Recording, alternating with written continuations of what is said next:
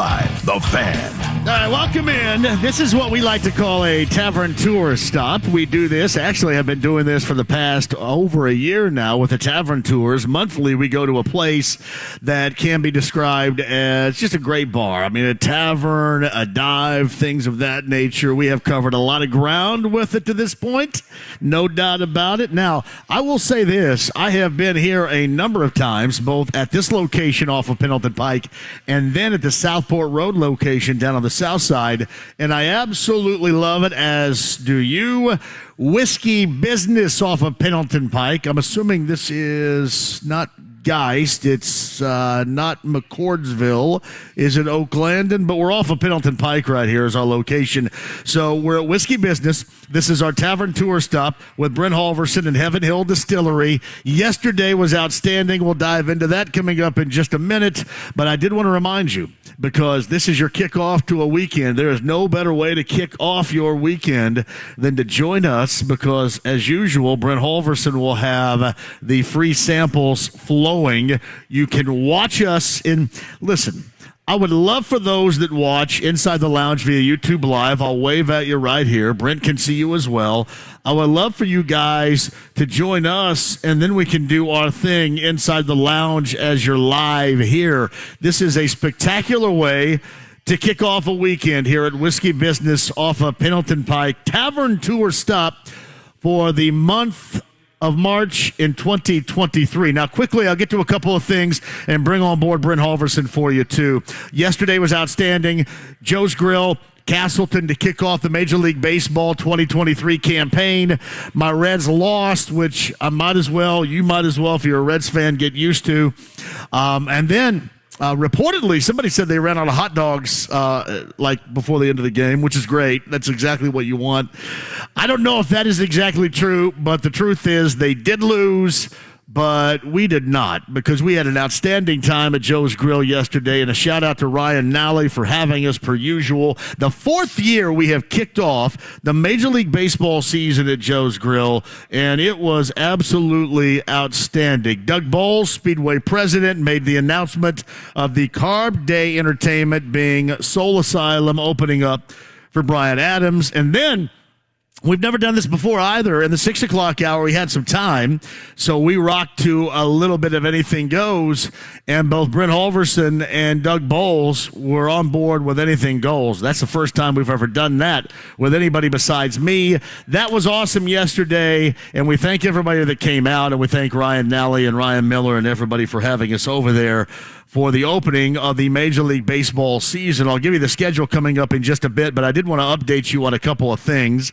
Zach Edey was your college basketball player of the year. Now, I don't know if we got to this at the end of the show yesterday, because it was around the end of the show when it was announced that Terry Morin was the women's basketball coach of the year in college hoop. That was announced yesterday, and it was Shaka Smart of Marquette for the men a little bit earlier today.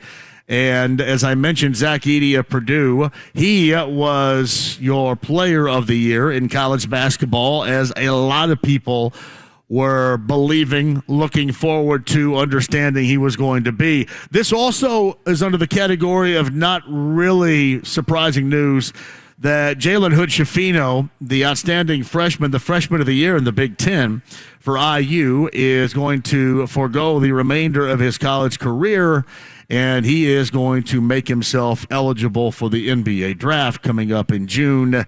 And at least the way that you look at it right now, and it depends on the day, and it just, they kind of shuffle the deck on this, whichever mock drafts you are looking. In some of these mock drafts, he's just outside the lottery. Some he's just inside the draft lottery. And these workouts and the way that he performs leading up to the June NBA draft will end up telling that tale of the tape as to where he ends up going. But certainly solidified as a first-round pick. That should surprise nobody. Jalen Hood-Schifino, after one season, is going to the NBA. So we all hit that. Jeff Rabjohns of Pigs.com a little bit later on about that, about the remaking of this Mike Woodson roster coming up via the transfer portal here in this offseason. Tom Dienhart's going to join us of Gold and Black Illustrated to talk about Zach Edey. And whether or not we're going to see or he expects to see any Boilermakers inside the transfer portal. As I sit here right now, and I know it's ever changing, but as I sit here right now, there is no Boilermaker that I have seen essential to this team, certainly in the transfer portal. We'll talk to Tom Dienhart about that coming up in the 5 o'clock hour. Mike Wells will join us in the 4 o'clock hour as well from ESPN Radio. We got a lot of things to hit, including the Pacers at home against OKC. That's coming up later on tonight, too. Mike Wells in the 4 o'clock hour, and we got a lot to hit up at the bottom of this hour. He is our good friend Bob Lovell of Indiana Sports Talk will join us. So we'll hit that. The Colts signed a running back today. That is something else we'll dive into. A former third-round pick of the Bears, mind you. We'll hit up that story and a little bit more about the consistent pursuit of the next quarterback for the Colts. That and more for you on what is, again, a busy afternoon off Pendleton Pike here. It's Whiskey Business. It is our tavern tour stop with Heaven Hill Distillery. The Larceny Bourbon and more will be flowing here, so we would love to see you over the course of the afternoon. All right, with that and baseball on the schedule tonight, of course, no Reds, no Cubs. Oh, by the way, too, Cubs a winner yesterday, blanking the Brewers 4-0. Their catcher, Tucker Barnhart, is going to join us in the 5 o'clock hour, about 5:30, because it is a day off after that opener yesterday for the Cubs. Tucker Barnhart will join us at 5:30 today. Inside the Lounge via YouTube Live, or however you would like to get a hold of us at 239-1070. The email address is jmv at 1075thefan.com. And you got us, of course, on Twitter as well. The blue check mark, apparently for me, is going to last less now than 24 hours, because if there's one thing I can tell you I absolutely will not do unless they, and I'm not doing it unless they do it for me, I'm not paying for it. So there's no way I am paying for it. And as I mentioned a little bit earlier, I'm always just going to be that dude, right? I mean, we're going to have fun in Twitter, and the jackassery is going to be put to the side. I mean, there can be some dip crappery going on all the time. There's no question about that. But I will be authentic. We will enjoy it per usual. But if it comes without a blue check mark, then so be it. I know a lot of people are kind of looking around at that and wondering what they're going to do. Frankly, I don't care. I don't. If they want me to get it and they want to spring for me getting it, then so be it. If they don't, then cool. I simply do not care. With or without a blue check mark, we're going to have fun in social media and have a good time on this show from 3 until 6 every single afternoon. And part of that, as we welcome in once again, a double dip, if you will. Heaven Hill Distillery, our betting analyst, Brent Halverson, joins us because we got some Final Four bets to get to. And we got another day with you and me and a tavern tour stop in 2023. How you doing, brother? Great. I love this doubleheader. A little yesterday at Joe's, today at Whiskey Business here off Pendleton Pike. John, it's always a pleasure to be able to sit next to you. So looking forward to another fun day and people starting to roll in. Come out and join us. Music Mac's in the house. You point to Music Mac as he's rolling in. He's rolling in. I'm telling you, I told him, I said, that hat is badass, my brother. I love the hat. He's rocking the hat again, taking my advice in terms of clothing right there. You know, why hat wouldn't you, ideas. Right? You're a very stylish guy. I'm not very much of a hat dude, though. No? I wear my Odin Meat Locker hat when I'm like if I get up and I take the kids to school or something and my hair is all over the place. I'll put that hat on, but I'm not much of a hat guy. Oh, I love hats. To speak of, love hats. Big hat guy. Oh, yeah, all right, absolutely. Then. All right, what we got going on today here? Well, you know, we're here at Whiskey Business, like I said. It's their location off Pendleton Pike. They also have the one in Southport. Mm-hmm. Hopefully, Mike and Jared will be here soon. We'll get on and talk to them a little bit about what's going on here at Whiskey Business, and they've got some new stuff they might announce on the air today, too. So a lot of good stuff. Great place to be. Their food's outstanding. Come on, Hip. Let's get some samples flowing. I know you got some food down there already, don't you? You got some pizza. You got some wings, rocking, ready to go. They're unbelievable. Oh, that's what I hear. It's crazy. Yep. They just fall apart in your mouth. It's amazing. But yeah, so we'll dive into that here at a little break. Hopefully, if we can get you some. I got to get some juice rolling up here. That's I know right. that. I'm juiceless. That's right. I'm a little juiceless up here. I need a little juice to get a Good Friday going on, though. But to double back to yesterday, that was absolutely outstanding at Joe's Grill. That was fun. You were great. Doug Bowles coming out was fantastic. If you missed any of it, the podcast, 1075thefan.com. Sonny Vaccaro was on the show yesterday. Incredible conversation. We will go, and I talked to Hagan last night because Hagan, much like Jake Query, they call me at midnight because they know that I'm up. So I got that midnight call from Hagan. And he actually was in contact with the folks in L.A. We're going to get Sonny Vaccaro at a later date for a much longer form conversation because evidently Sonny Vaccaro had told the people he were working with that he wanted to come back on. And I love to hear this. He said, I was really impressed about the depth of knowledge he had about Nike Air Jordans and the Air Jordan product, and especially back in the 1980s. And I just want to tell him, you ain't seen nothing yet, okay? That's scratching the surface. There may not be a lot of stuff that I know, but that is in the wheelhouse of what I know right there. And Sonny Vaccaro was fantastic yesterday, that podcast at 1075thefan.com. And again, Ryan Nally putting that on for opening day in Major League Baseball. It could not have gone any better. It really couldn't. I mean, and again, Sonny, that was an awesome, it was great. Too short, like you say. You got to have a little bit more time. That's a lot of story. 83 years old, that dude is. A lot of story in there, too. So that'll be looking forward to chatting with him again. How about that? No doubt about it. Yeah, Nally and Joe's, 150 people there, and I actually stayed a little later than I wanted to. I bet you did, watching all the games there. So great way to kick off the Major League Baseball season, though. That was a good time. It's Brent Halverson right there, a betting analyst. I want to get to the Final Four. A couple of things regarding the Final Four coming up tomorrow. Of course, you got national semifinal number 1. That's Florida Atlantic and San Diego State. And I saw this, and I know a lot of IU fans have responded to it, reacted to it. And you guys have asked me, because of my relationship with Dusty May, the head coach of Florida Atlantic, is he waiting on the IU job? Because I think Doug Gottlieb or somebody like that put it out there. I can tell you this, he is not waiting on the IU job. He's staying at Florida Atlantic because he, at least as we sit here and talk right now, has all but one player coming back, and they're going to the American Athletic. He will get a raise down there. They are making a lot of money. They're going to try to upgrade facilities. And I would also tell you this, in full disclosure, there was just really not a lot out there for him. I don't think that he would have a great deal of interest in. I don't think he had interest in, and this is just me and not him, in Penn State. Texas Tech just got filled by Grant McCausland from North Texas, whose team just won the NIT. And you just didn't really have a lot of other stuff floating around out there. Mark Madsen of Utah Valley ended up taking the Cal job. Dusty wasn't going to go out there. Georgia Tech a couple of weeks ago was taken with the SEC. I don't think there was any interest there. He has been focused on coaching his team. And one of the more exciting things when you hear him on this show with me is the prospect of getting almost all of his team back and trying to do this again next year. And believe me, I understand the pitfalls. I know what you're going to talk about. Well, this could be like 1 in a million, and then they could all fall in. These guys could leave and leave him hanging. Let me tell you this. His coaching talent is going nowhere. It is going nowhere. Now, I will say this regarding IU. If the timing is right one of these days and that works out, I'm sure that he would have interest in it. But he is not sitting in Boca Raton, Florida, waiting for Mike Woodson to leave that job in Bloomington. He's just not doing that. Again, would he have interest in coming back one of these days without talking to him? I absolutely would see why he would not have an ounce of interest. I'm certain that he would. But as of right now, he wants to coach this team.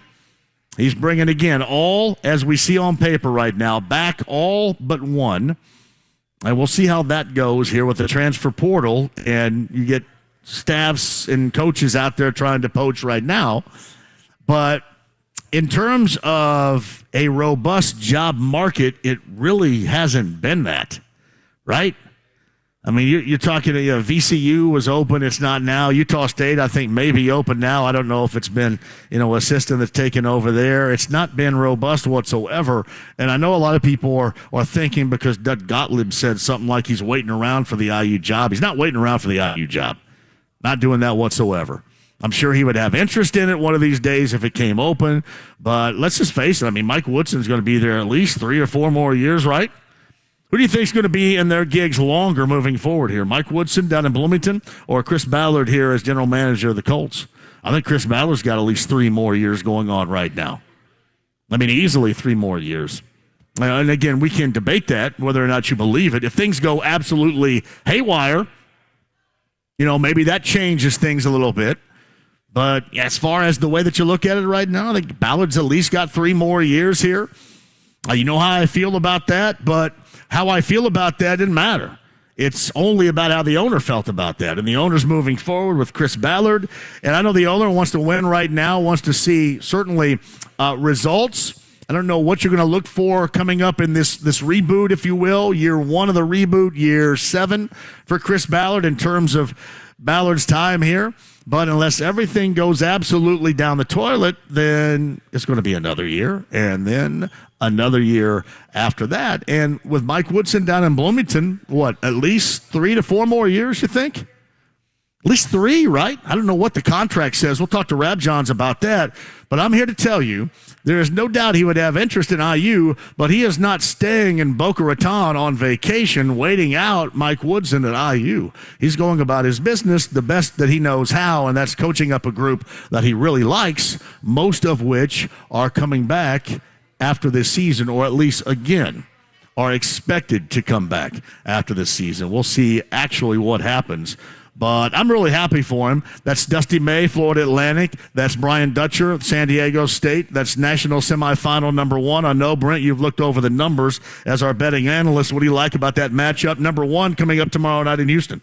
Well, I tell you, that Florida Atlantic squad, John, I mean, and again, we talked yesterday, and we all know that this isn't your traditional, see any 1 seeds in here, 2 seeds, 3 right. seeds, so it's kind of a little bit off. I love the matchup, though. I think Florida Atlantic, I'm going to ride that hot hand. Ride the hot hand, why don't you? You're getting some points with it. They're plus 2.5, buy that up to 3. I actually think they win the game. You get the money line plus 125, I think. And that second game, again, Miami continues to stifle me, right? Like they look good, they're quick, they're fast. But I think UConn, I think this is their tournament to lose, right? I mean, they definitely, I think they have all the power here. That line's sitting at 5. I think that's pretty close to that number, but I think they cover that. I think 78-72, UConn win.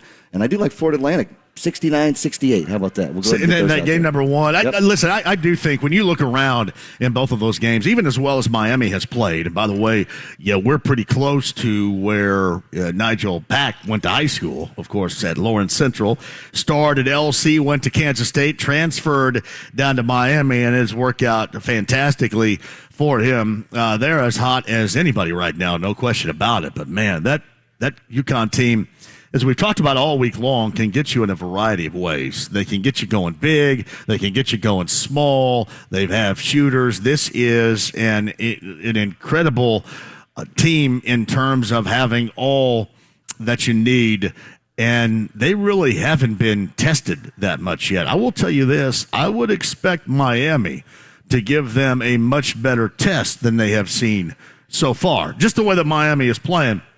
But UConn is, to me, far and above the favorite with any of these matchups that we are looking at, and that's including who they're going to get coming up on Monday night in the national title game. That's just the way that they look in this tournament. They look, to me, head and shoulders above just because of what they can do.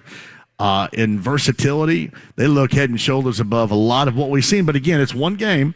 And guard play, if your guard play fades away a little bit, and you look at a team like Florida Atlantic that's just relentless from the guard position and will just shuffle in, and you look at UConn too. UConn is not shy about a substitution pattern either, but you just in and out with the same type of player at guard, and we'll see if that run continues. But UConn has been better than anybody else so far through this tournament, Brent. Yeah, they really have. And their size inside will be tough for Miami, I think, too. Right? That they got that size. I think that's where it's really going to come down to it. And what they got, Jordan Hawkins, right? He's a stud, So they've got a lot of talent on that team. And again, I think it's going to be somewhat, it's not going to be a blowout, but I think they've got the upper hand. By all means, that's what we're looking at. National semifinals coming up tomorrow evening down in Houston. Florida Atlantic, San Diego State, Miami, and UConn will be your matchups. Again, our Tavern Tour stop on this Friday for the month of March is off of Pendleton Pike. We are at Whiskey Business. the bourbon will be flowing. The Larceny bourbon. I am ready right now for a little ginger ale, a little Larceny mixture going on right here. Brent's going to hang with us. Bob Lovell's going to be here coming up on the other side as well. Mike Wells of ESPN Radio, Jeff Rabjohns of Pigs.com, Golden Black Illustrated's Tom Dienhart, Tucker Barnhart, Cubs catcher, going to be here too. We got a lot to get to. And again, Terry Morin, your National Coach of the Year for the women. Yesterday that was announced. And today, Zach Edey was your National Player of the Year. We'll talk about that. Maybe what's forthcoming in terms of Purdue in that roster with Tom Dienhart. We'll do the same with Jeff Rabjohns because the news came down today that Jalen Hood-Schifino will forego the remainder of his college eligibility, make himself available for the June NBA draft. And a lot of these publications have him certainly well inside the first round. Some have him at the tail end of the lottery, some certainly out. But it was a choice that everybody thought he was going to make. And after one season as Big Ten Freshman of the Year, Jalen Hood-Schifino is going to make himself eligible for the 2023 June NBA draft. All right, 239-1070 is the number. Email address is jmv at 1075thefan.com. We'll see what Pacers are actually playing later on tonight. Man, they got ridden hard over, rough shot-wise, by OKC and Oklahoma City earlier in the season. It is the Thunder in town coming up later on tonight for that matchup with the Pacers. We'll talk about that coming up as well. There is a new Colts player at running back, a former third-rounder. We'll dive into that a little bit later on as well. As I mentioned, Mike Wells of ESPN Radio coming up in the 4 o'clock hour. Rabjohns will be here. Dienhart's going to be here. Tucker Barnhart of the Cubs also will be here. But coming up next, a wrap on what was a fantastic, and I mean a fantastic, high school basketball season and more. Bob Lovell of Indiana Sports Talk is going to join us coming up next. Again, we're live off of Pendleton Pike. It's a tavern tour stop with Heaven Hill Distillery. Our betting analyst, Brent Holverson, is here. I am JMV. Cannot wait to see you at Whiskey Business off of Pendleton Pike. It's a part of our Tavern Tour 2023 with 93.5 and 107.5 The Fan.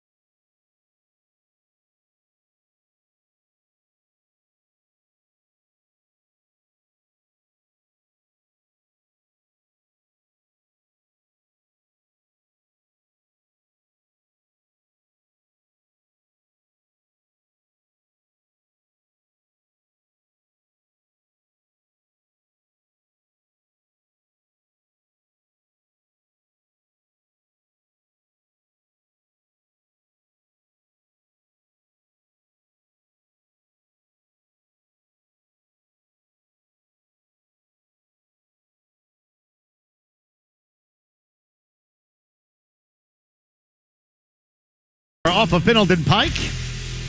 Whiskey Business with Heaven Hill Distillery. Month of March 2023 Tavern Tour location. With announcement for April coming up here a little bit later on in the show. Brent Halverson, our betting analyst with me. I'm JMV. Thank you for joining us. Big Big Ten news. Hunter Dickinson, the big man of Michigan, is in the transfer portal right now. So that will be a big man in terms of college basketball. The teams would not mind to hunt down right there Hunter Dickinson in the transfer portal. I was trying to think who else has bailed out of Michigan. I think Jett Howard, Juwan Howard's son, has forgone the rest of his collegiate career to go to the NBA. Is that what's that other kid's name? There's somebody else I think that's going as well. I think he's inside the top 10 predictions-wise in the NBA draft. So Michigan, and you saw Juwan Howard was down at the Indiana High School basketball 4A championship game last Saturday with a who's who of college basketball coaches watching intently right there. But Hunter Dickinson is a big one right there, without question, in terms of college basketball eligibility immediately. He has entered the transfer portal. It's from Jim McCann in Southern California, JMV. Your talk yesterday with Sonny Vaccaro was awesome and like no other. I really look forward the next time you guys talk. I'm going to make sure, because I want to make it longer form. I didn't have enough time with it yesterday. I got to make that thing a longer form. It's from Andrew. I'm going to be stopping by there a little bit later on. Going to hang out a little bit, listen to the show out of the FedEx truck. Thank you very much for that. Again, we're pretty easy to find right here off of Pendleton Pike and Whiskey Business. Cannot wait for that. JMV, did you see what Pat Forty had to say about Dusty May? I knew that he had visited Eastern Green early in the week from Sports Illustrated. I think the NCAA went down there. They were all excited. They were all excited. I think the NCAA went to Eastern Green earlier this week.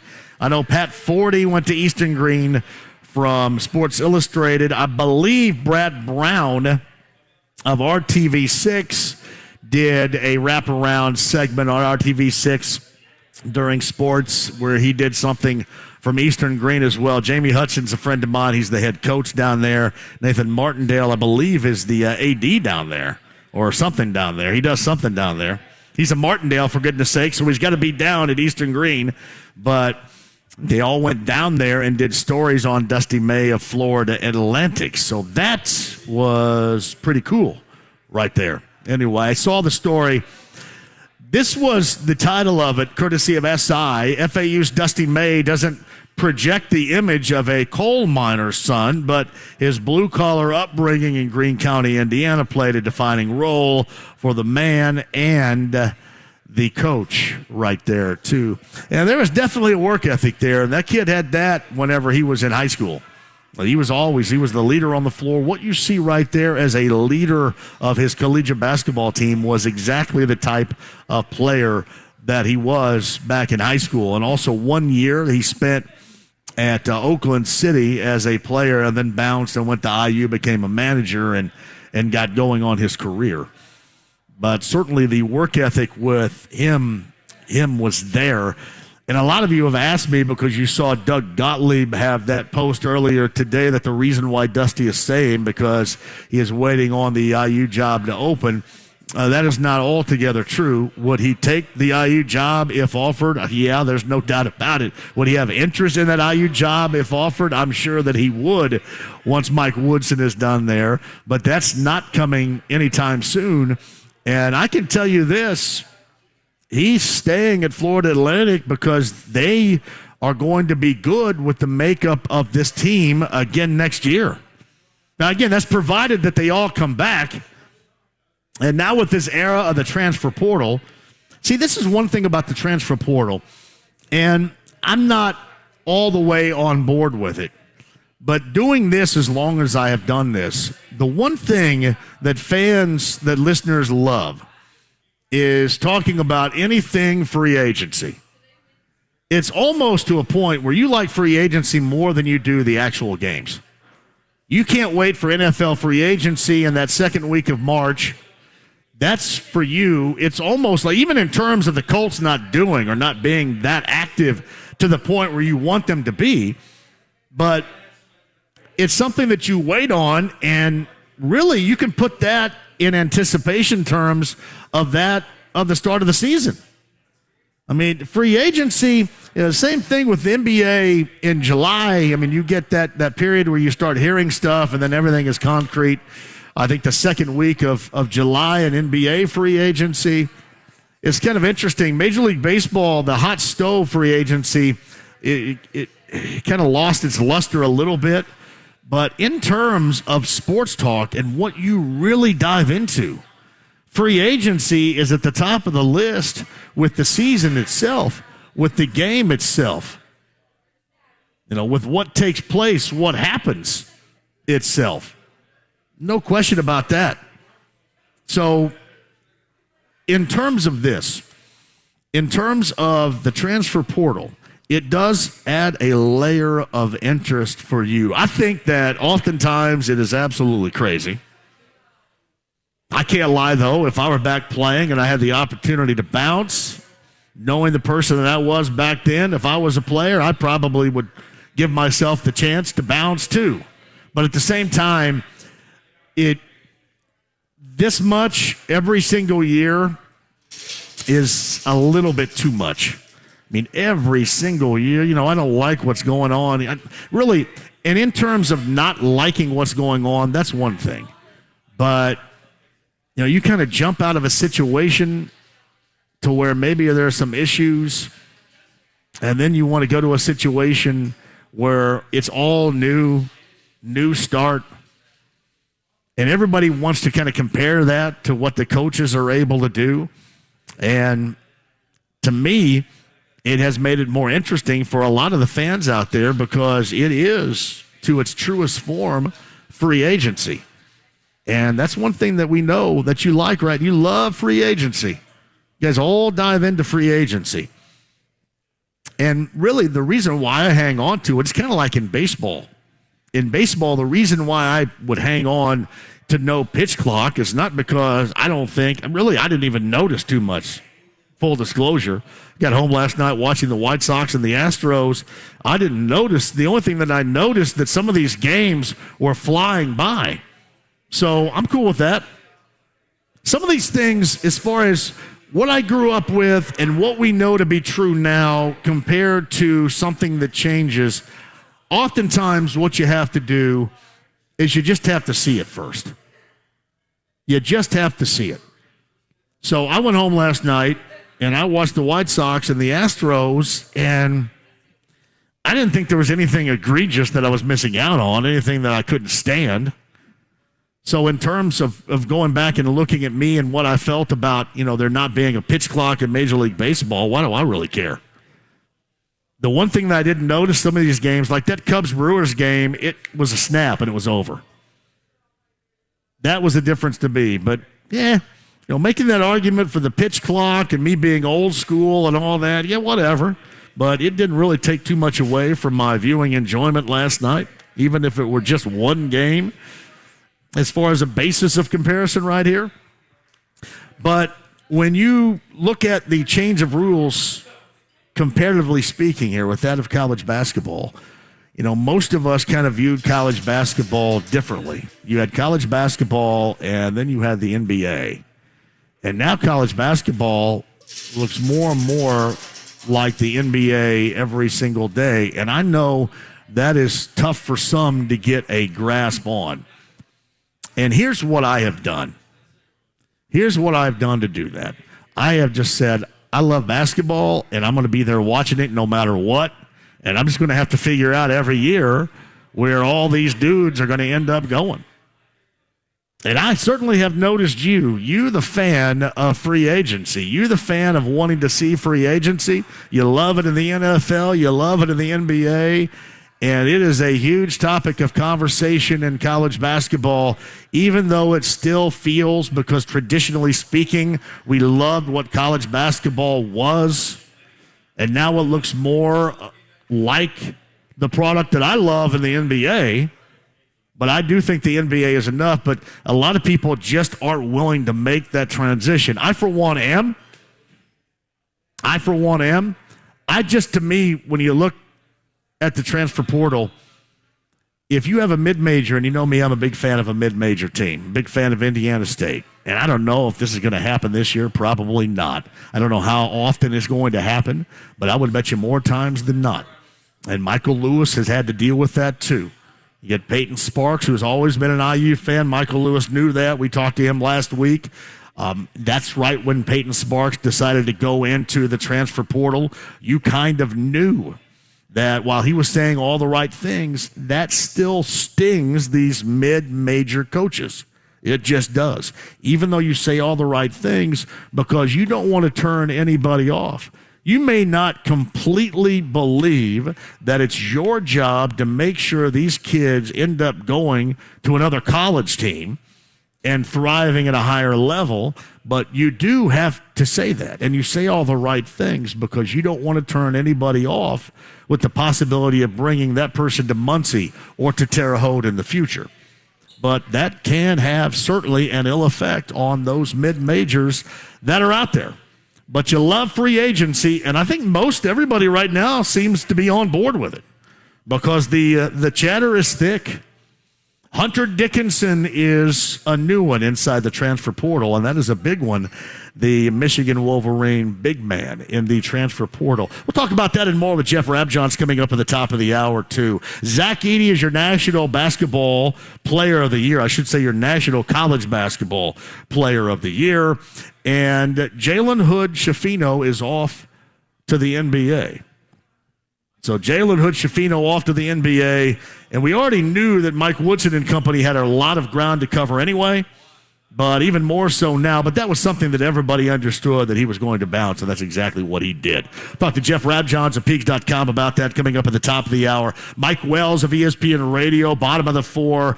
Tom Dienhart, Tucker Barnhart will join us each coming up in the 5 o'clock hour. We'll talk about Zach Edey being that National Player of the Year, and if there's any expectation that a Boilermaker may end up jumping in that transfer portal. Nothing as of yet. Tom Dienhart of Gold and Black Illustrated in the 5 o'clock hour. This is a tavern tour stop. Month of March, we're at Whiskey Business. We're on the far northeast side, off of Pendleton Pike. You see him right over there doing work. Brent Halverson, he's our betting analyst. He's also from Heaven Hill Distillery. Tell the folks what they're going to see, what they're going to drink like I am when they get here. Well, they're going to come on in. You're drinking a great one right there, John. A little larceny and ginger ale. I love it. Got some great Evan Williams flavors. I'm having a little peach and tea right now, just my day drink, right, to get back in charge. I've got some great Elijah Craig, Evan Williams larceny, Lunazul tequila. All the popular ones are here, John. And the staff is great. So come on out and let's get some samples. Let's do it here. Whiskey Business, Pendleton Pike. That's the location. Now, again, there are a couple. One's down at Southport. This is not the Southport location. This is off of Pendleton Pike. Whiskey Business, tavern tour stop. Month of March is where we are with the bourbon free-flowing per usual, sample-wise, with Brent Halverson. More to come with us on the other side. And again, Jeff Rabjohns, top of the hour on a Friday. It's 93.5, 107.5, The Fan.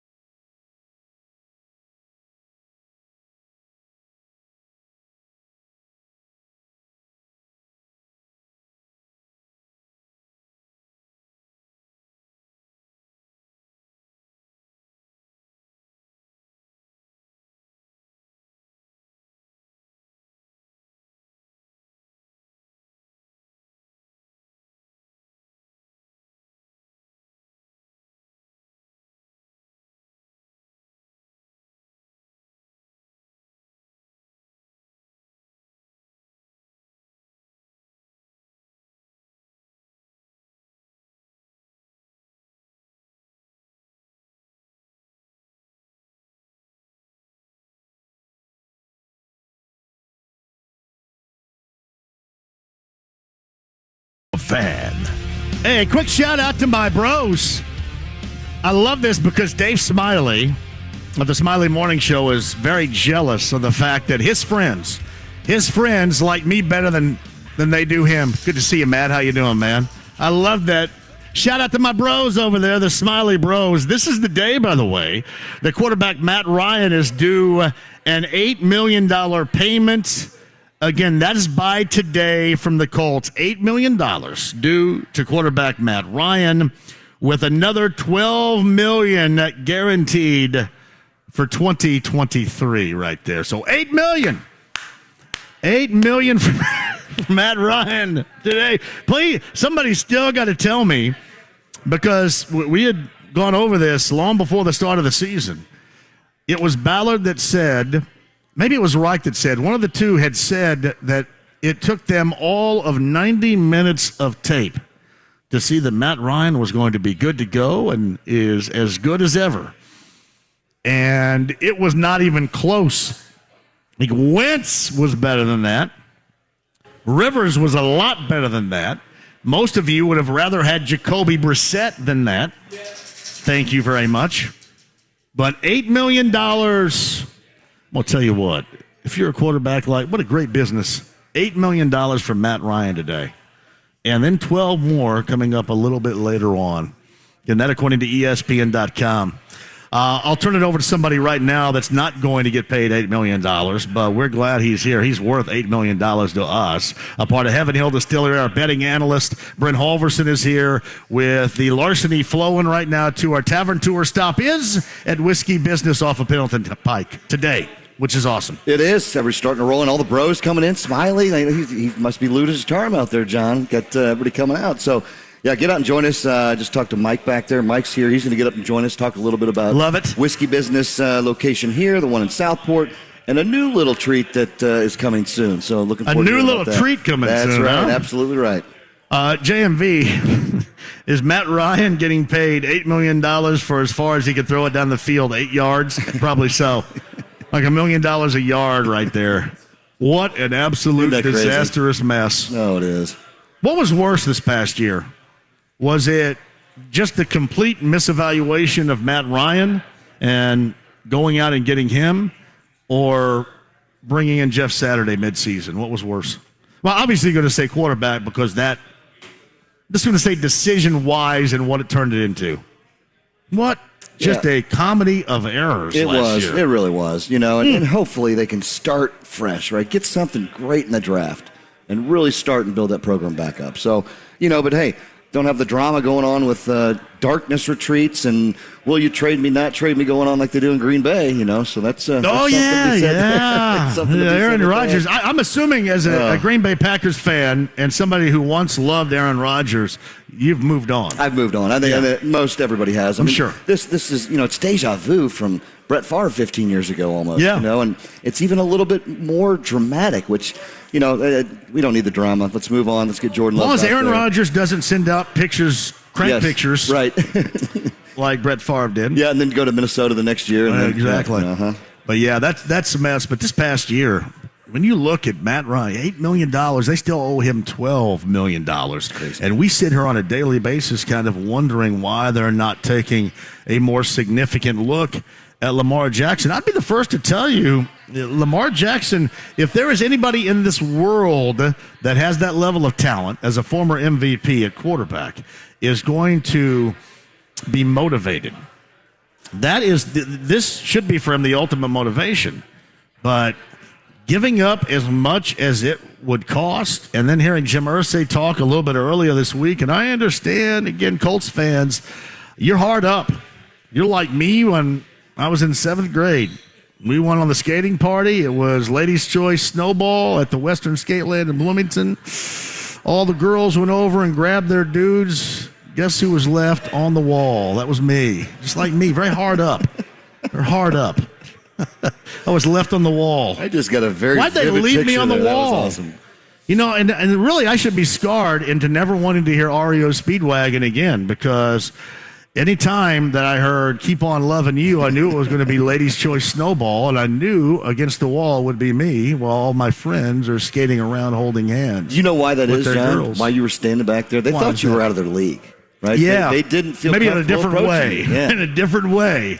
Maybe beneath their league, I think, is what they thought. But yeah, hard up is what I was then, and hard up is seemingly what we have seen this past year here. So hard up on wins, hard up on success around here too, hard up on being promised stuff that has not been delivered at any level.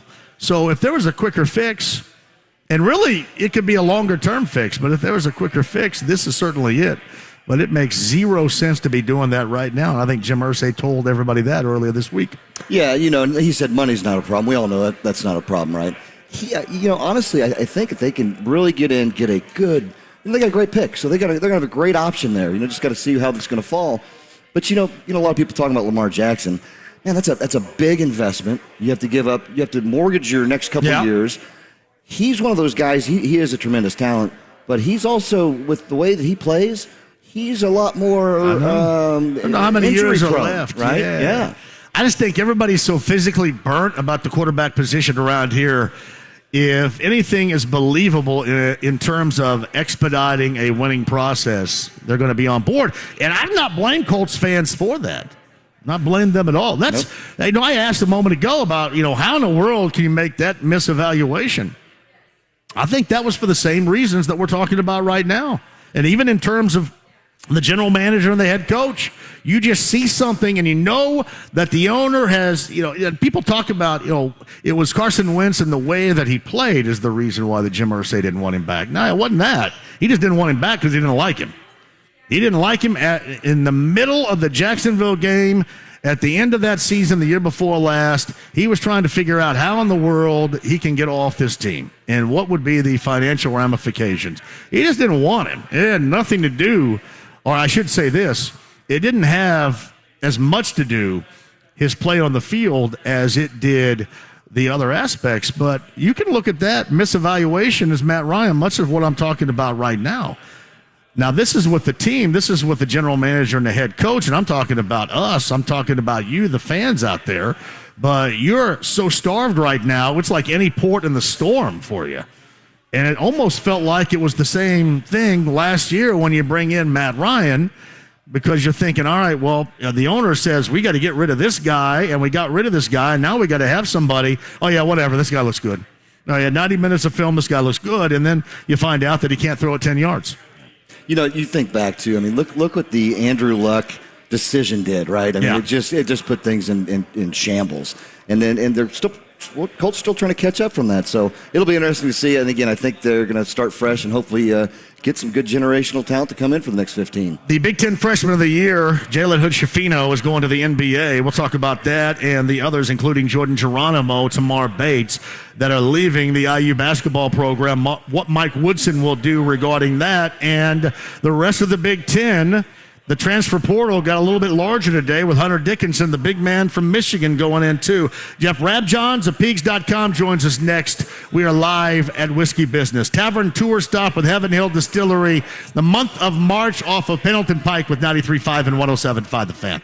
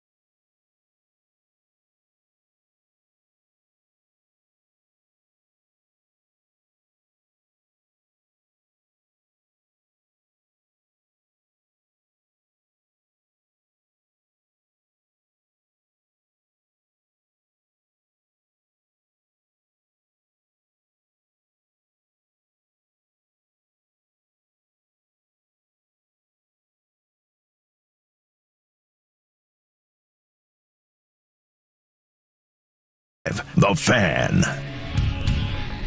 We're stop off of Pendleton Pike, Whiskey Business with Heaven Hill Distillery. Join us here. Oh, we've got the Heaven Hill Distillery products are flowing right now. Free flowing with Brent Alverson. My bros are here too. Got to send me that picture so I can send that out to Smiley. He can make it. I got to make him have a Friday feel good going into the weekend for him right there too. All right, Mike Wells, ESPN Radio, bottom of the hour. I mentioned Tucker Barnhart, Cubs catcher, 5 o'clock hour, probably 5:30 for Tucker. Day off for the Cubs. Back at it tomorrow are the Cubs. And Tom Dienhart of Gold and Black Illustrated regarding the latest, that is Zach Edey, the National Player of the Year. And what may be brewing as far as any possible transfer portal bodies for the Boilermakers. Hunter Dickinson of Michigan is in. We'll get to that. And the goings-on in Bloomington with the IU basketball program right now from Pigs.com. Our friend Jeff Rabjohns on the Andy Moore Automotive Group hotline. Hey, Jeff, I know that there was a ton of preparation and understanding knowing that Jalen Hood-Schifino was going to bounce after this freshman season where he was Big Ten Freshman of the Year. How difficult will Mike Woodson and company find it to replenish what they have lost, in particular with that starting freshman talent this past year? Yeah, I mean, it's going to take some work there in the transfer portal. They certainly have some options, but these guys in the portal who can play and project to have impact are highly sought-after players. And schools are being very aggressive because they know some programs know 2-3 good portal additions could really change their season. Some programs know, hey, if you don't do well in the portal, you may be in a little trouble next year. And, I think that's where, IU is right now. They're a little bit like where maybe an Illinois was a year ago. You're going to need 2 or 3 portal guys to come in and play well. To make sure that you remain an NCAA tournament, contending type team. And they've got one commit already, Peyton Sparks from Ball State, 6'9" center. He's a good, depth piece, gives you some added depth on the front court. But he's not, nobody's projecting him to come in and play major minutes or have major impact. So they're still on the lookout. And, they've been to visit some players. They've got, an official visit coming up with Chris Ledlum, 6'6" wing from Harvard, who averaged almost 19 points last year. So, the portal pursuits for Indiana are in full gear. Caleb Love, where might be the interest? Obviously, I think we understand the interest from the IU side. What about the Love side from what you hear? Mm-hmm. Well, I talked to his dad for a while the other day when I first put the first story up. And there's definitely mutual interest.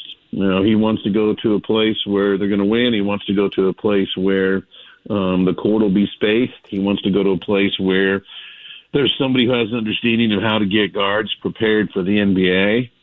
And with Jalen Hood-Schifino going to the NBA after 1 year, that's another card for Indiana to play with Caleb Love. Because when Jalen Hood-Schifino graduated from Montverde, nobody was projecting him to be one and done. A lot of people said, there's the potential with the positional size at 6'5". With, I think when he graduated high school, was listed like 6'8", 6'9" wingspan, now listed at 6'10". But there wasn't anybody saying, clear first rounder and maybe lottery.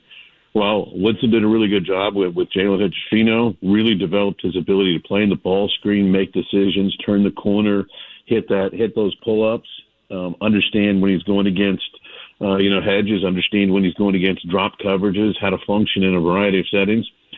So, that's a card that Indiana has to play. And, Indiana's had conversations already with Caleb Love. They've had conversations with his family. They've had conversations with others. So as of right now, there is a pursuit for Indiana towards Caleb Love. So Jeff Rabjohns at Pigs.com. He's on the Andy Moore Automotive Group hotline. I want to double back with you in a second regarding the IU guys that have entered the transfer portal, and then your thoughts on 1 year of Jalen Hood-Schifino in Bloomington. But were you at all surprised, and I don't know if any of us really are legitimately surprised any longer regarding the transfer portal, but Hunter Dickinson of Michigan, their big man going in an hour or so ago, were you surprised regarding that report and that decision? There were some whispers behind the scenes about that one for a couple weeks, and that was one of the big names that those of us who track this stuff and talk to people on a daily basis. That's one of the big names we were waiting to see. What's he going to decide? And so he has decided to go into the portal, and I think obviously, they didn't have a great year. I don't know that he's played with a great point guard the past couple years. He's obviously been with some wings who either are, NBA draft picks in Houston from last year or projected to be, and Jet Howard from this year. But certainly I think he's looking for a situation where he can win. He's looking for a situation where, let's see, how can I say this in public? A school has robust NIL endeavors. Yeah. Not that that's really. I mean, we can say it out loud now. That's just. Yeah, we can. Yeah. If your school does not have a robust NIL effort, whether it be a collective or what have you, if your school doesn't have solid NIL endeavors, just don't even make phone calls in the portal. Okay, just don't waste anybody's time, because it's going to take a solid effort on that front. But I think there's a number of schools to look at for Dickinson right off the bat.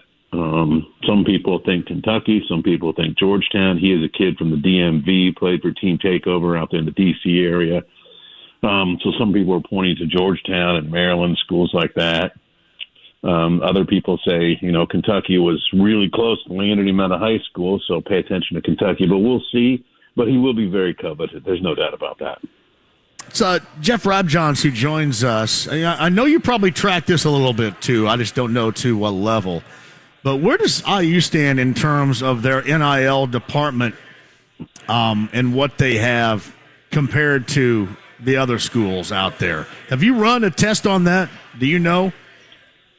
I don't know. Anybody can say they know for sure, because most deals with players are private. And even though I know some deals, unless the players make it public, I don't know that that's fair to run around and tell people what kids are getting. But what I would say is this: from what I gather, and we're ballparking things, okay? I would put IU's NIL efforts for basketball probably top 15, 20 in the country, somewhere like that. IU's fortunate that they have 3 NIL arms working. You have the Hoosier Hysterics NIL Collective, and obviously Jalen Hood-Schifino and Malik Renault, IU's 2 star freshmen from this past year, were Hoosier Hysterics ambassadors. You have Hoosiers for Good, which Fred Glass, former IU athletic director, was important in spearheading that, along with a number of other influential boosters. And you have Hoosiers Connect, being run by Colin Hartman, former IU basketball player, that is working to pair IU players with businesses and that kind of thing. A little more direct contact, a little more direct impact for businesses. So IU has 3 NIL arms. So IU's in a solid position. But can they throw around Oscar Tshiebwe money? I don't think so. But can IU do a really good job in the NIL space? I do think so. I do think they're very solid. I've thought this before, and I don't know enough to other than just, I guess, make this kind of snap judgment. But is this an endless amount of money here, or is there a point in time when all of this for everybody starts to dry up, in your opinion? I think that's a really interesting question. I think that's one of the questions that's kind of hanging out there regarding NIL, because it's sort of like it's two-pronged approach. One, it's not really about, return on investment for businesses. It's really not. And I know people, want to clutch their pearls and say that's what it's supposed to be. Fine, whatever. I live in the real world. It's really about people in businesses deciding they're going to support their favorite team and donate to a collective or sign a player to a deal to have him tweet out about their business or what have you. That's really how it's functioning. And what essentially has happened in a way is all this stuff that you, let's say, allegedly heard about with certain football programs down south, where there was under the table money. Well, a lot of the under-table money is just now on the table, and we can talk about it. And it can be these are contracts now. So it's going to be interesting to see how many businesses just decide, you know what, I'm going to put $100,000 a year into this so that I can help my team, my favorite team, be competitive. And how many businesses are going to do that on an annual basis? I don't know. But like Kenya Hunter was saying when he was on the podcast at the Rising Coaches group, which is just about young coaches, getting going. He basically said NIL's here to stay, and if you don't do well in it, you're not going to win. And that's the reality right now.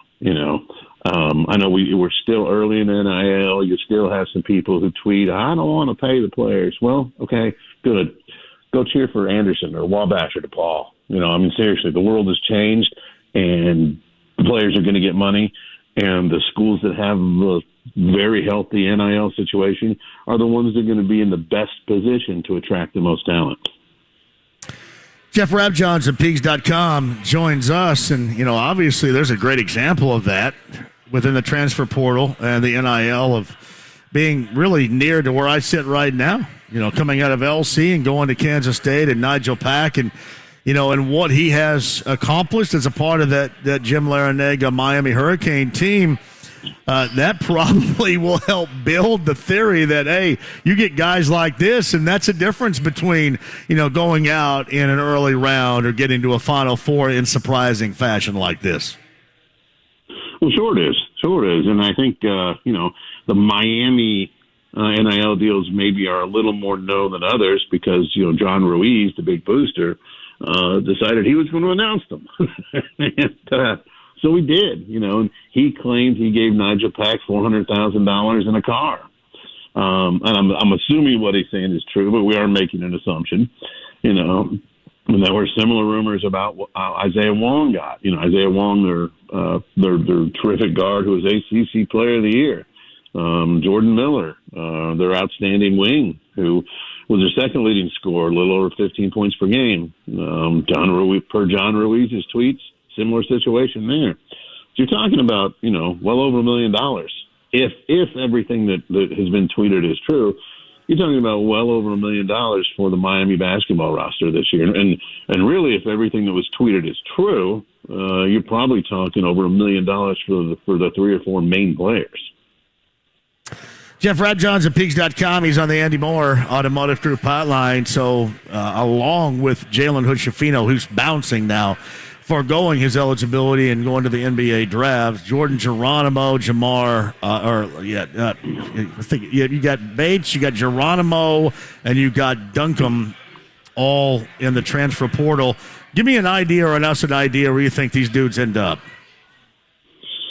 Yeah, it's going to be interesting. With Jordan Geronimo, he's obviously originally from New York and played AAU in Massachusetts, so a lot of people think somewhere on the Northeast or East Coast is highly likely.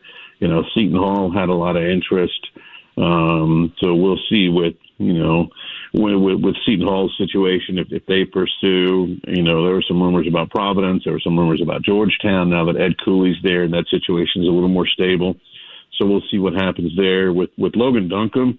There was a lot of speculation about Xavier. Obviously, Duncombe, is from Cincinnati. Xavier's right there in Cincinnati.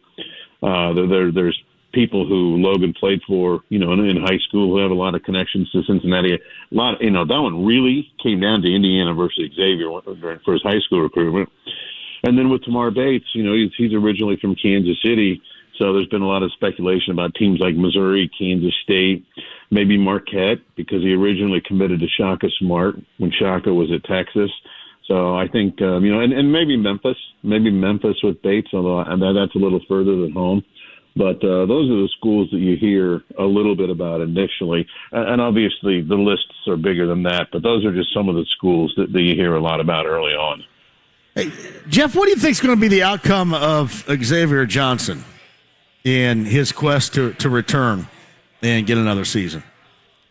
Yeah, I know I is very, very optimistic that he will be granted the medical red shirt, that he will be able to return to IU next year. From what I was told, he was a few minutes over the 30% threshold where a medical red shirt is essentially rubber stamped, kind of an automatic type thing. So he's just a few minutes over. But so many waivers have been granted for players who were on a roster during COVID that hopes are very high in Bloomington that medical hardship waiver will get granted. And then obviously, Indiana has its starting point guard for next year. All right, Jeff, too, as far as Jalen Hood-Schifino is concerned, freshman of the year, just had an outstanding first and only year in Bloomington. And I think you said it right a little bit earlier, too. I mean, he was a guy that many didn't think was going to have these opportunities after year number one as a freshman, and he did. And, not only making himself look attractive for the NBA draft, but also, I'm assuming, making the coaching staff in Bloomington look attractive for what they did with him after 1 year.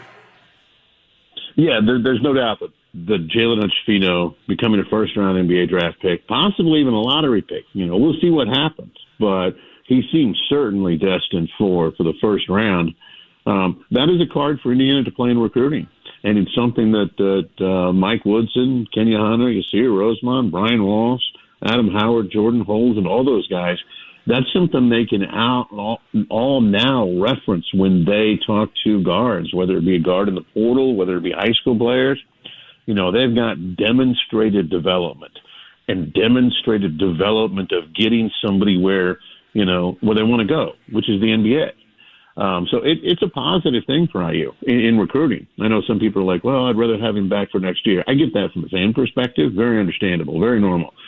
But from the big picture perspective, this is now a card that Indiana has to play.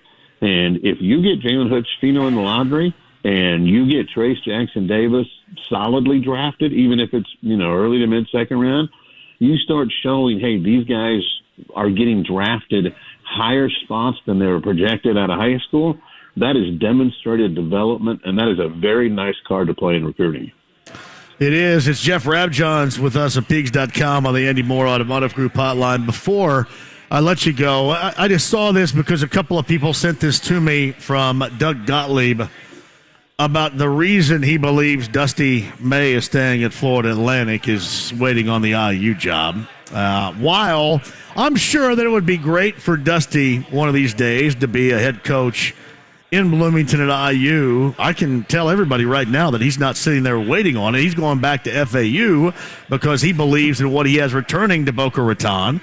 He believes in right now what he is building in Boca Raton. And also, you and I both know this. It's not like that these vacancies, these opportunities were robust enough for somebody, even if you're at Florida Atlantic right now, to want to bust out of. He may want that one of these days, but it's not like he's sitting there in Boca Raton and waiting on it, Jeff. No. You and I both talked to Dusty. And, a guy from Eastern Green, who was an IU guy, who was an IU manager. Sure, if you put truth serum in the arm, would they tell you that IU is their dream job? Probably so. But, the idea that, he's just sitting around, twiddling his thumbs, waiting for the IU job to open, that's not what's happening. He has a very good situation. They do apparently have some pretty well-heeled boosters. They do have the ability to be fairly attractive. Dusty's a really good coach. I think he has a really good understanding of how he wants to build his team. He's done a really good job with guys like Nelly, John L. Davis, from Gary, Indiana. It's a really well-constructed roster. So, when you have – a lot of coaches will tell you this. At some point in time, you don't mess with happy. And if you're getting paid in your current job, people sometimes don't job jump. If you really find a situation that you think is a significant improvement and is better for you, then, you make a move if you feel strongly about it. But – that FAU situation is not a bad situation at all now. They have really improved their facilities. They've got a good staff.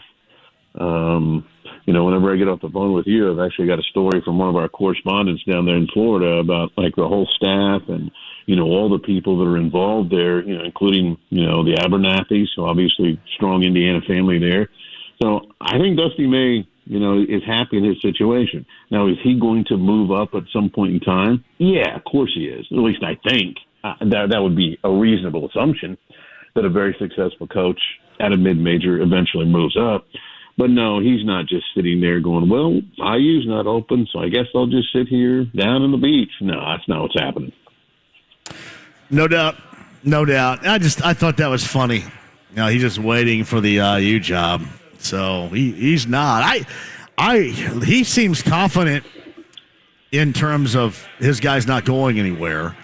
And I've been a little bit worried, I guess, for him that some coaches, some programs will come poaching because these guys have, for the better part of 2+ weeks now, I mean, they've been in the spotlight on the main stage like nobody's business right now. And that'll be tough to battle because I'm sure that they're getting recruited as we speak.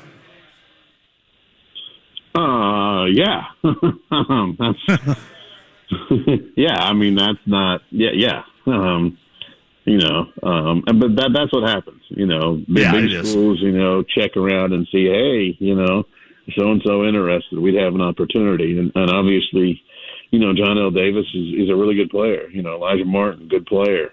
Vlad Golden, center they got out of Russia, very helpful player, So they got good players. But, we'll see. We'll see what happens. But I do think that situation is a little more stable than the casual observer thinks. Now that they've upgraded their facilities, now that they're, I think they've got some boosters who, from my understanding, are a little more involved in a good way. And obviously, they're going to be able to pay Dusty more. I think they're going to be able to pay his staff a little more, I believe. And obviously he's done a very good job of making Florida Atlantic attractive to players. And he's really connected too. Dusty and his staff work. They work. Hey, by the way, as we've been talking here, Xavier Johnson tweeted, "It's time to get to work." So take that for whatever it's worth right there. As he tweeted that as you and I were talking. So I'm assuming that means one thing more than anything else. So there you go. Who knows? Sometimes college kids' tweets are relevant. Sometimes they're just having a little fun, like we all did in college. Just with these guys, their fun sometimes plays out in public. So we'll see. You got it. I know he and Hunter Dickinson are friends. So, he may mess with his friends a little bit. That's even more intrigue right there. We're really going to get the IU fans excited now. I don't know that it matters. We'll see. There's a lot of people who are a lot of friends. There's a lot of people. No doubt about it. My man, I appreciate you more than you know. We'll follow some of these stories as we get into the after effects of the NCAA tournament and this season. And I want to thank you for all you've done for us, man, as always, Jeff. Thank you. I enjoy it.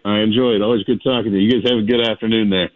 You got it. Jeff Rabjohns of Pigs.com with us via the Andy Moore Automotive Group hotline. Mike Wells of ESPN Radio is going to join us coming up in a couple of minutes. Whiskey Business, our tavern tour stop, month of March, is right here. If you can look on YouTube Live right now inside the lounge, Brent Halverson is delivering the beverages for us.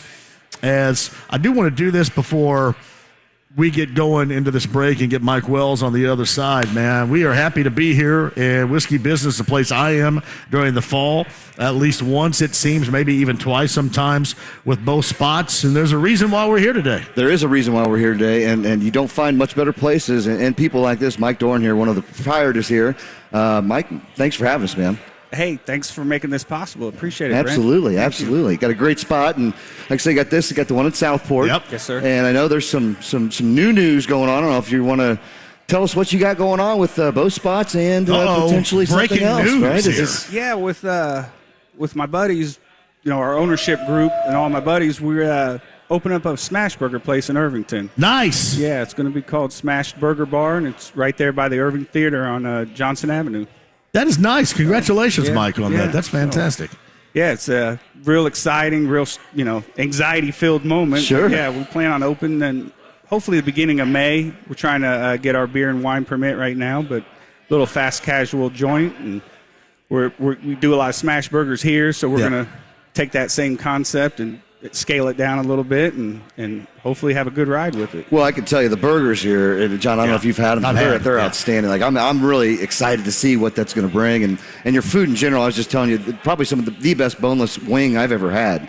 I just had here, and it's the first time I had it. So your food quality is awesome, man. You do a great job. We really appreciate all you do, and appreciate you having us on. And we've got a shot here, so everybody out there, I think, might have a little Evan Williams fire if you'd like to toast us here real quick. All right. Go ahead, Mike. Toast us. Over. Yes. All right. Well, here's to Heaven Hill and Evan Williams. Cheers to Thank that. you. I was going to do my Jaws and Quint. Here's to swimming with bow-legged women. You don't like that? Salud. Yeah, thank you very much. Mike, thanks for having us, man. Yeah, absolutely. No. Thank you for coming out. Excuse me. Just taking that fire down. Thank you for coming out. Yes. Helping us spread our name out Always there. love it. Always do. Love coming out during the football season. Yes, love coming out now. I wish I was more of the gambling guy that could get into all that with you guys, but I can't keep up with that. Hey, just follow us next year. We'll be back. Are you up? If I can start putting my money on your word? Yeah. Is that good? You can trust him. So I'll tell you what, and we pick every single game, right? So I don't bet every game, but I think on the year, I think I hit 54%, so that's making a little money. John was right around there, too. We got some good nuggets there. We'll put out our varsity locks, so those are the ones to kind of keep an eye on. So I'll do that. We'll follow that next year. Mike, thank you very much for having us. Thank you very much. Mike here at Whiskey Business, Pendleton Pike. Our tavern tour stop in March is here. Quick break, we'll come back. Brent Holverson rejoins. Mike Wells of ESPN Radio as well. 93.5, 107.5 The Fan.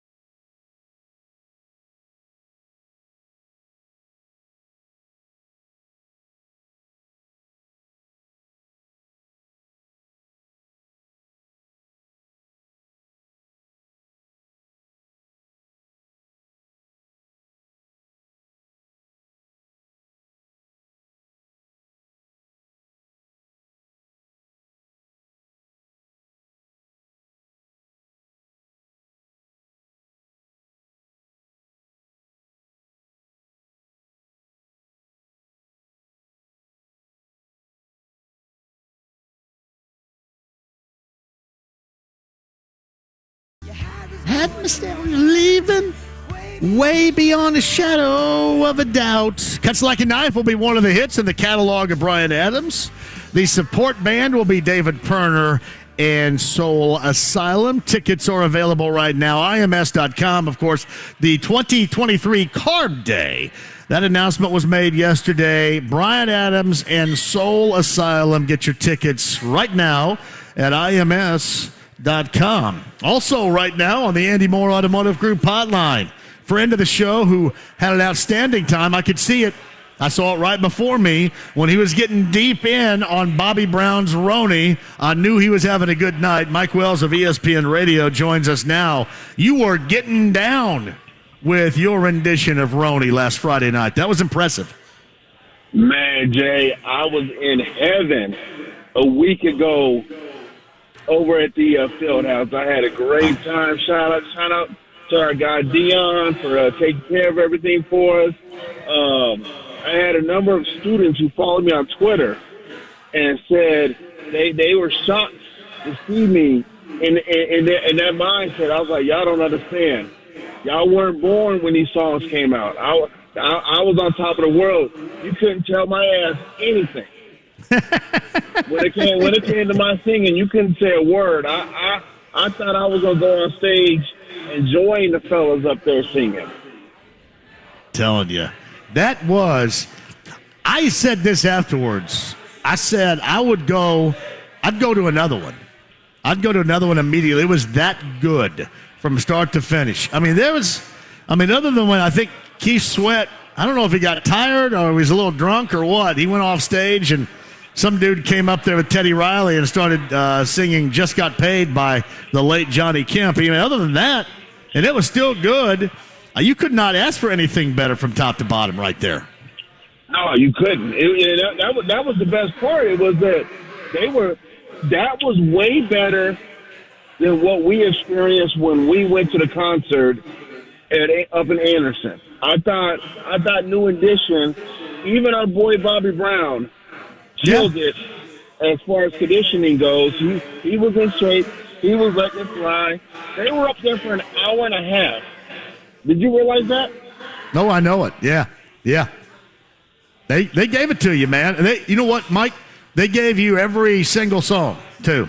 They gave you everything from the entire New Edition, Bobby Brown, Ralph Tresvant, Johnny Gill, Belle Biv DeVoe, the entire catalog they gave you. And when Johnny Gill got up there to do his thing, I felt bad for everybody else. Because he's different. His voice is different than everybody else's. It was almost like he was showing off. Yeah, and he's like, hey, I was the last member of the group, but I'm the one with the best voice. The only person who struggled, in my opinion, was Aaron Hall as a member of Guy. I thought his voice was very raspy. His age was up there. It's like he had been smoking cartons of cigarettes. That's how he sounded when he was up there. Don't be afraid. Don't be afraid. Yeah, that was the only one that struggled. But beyond that, everybody kicked ass. No, it was great, man. It was. I had a great time. We know our guy Manny.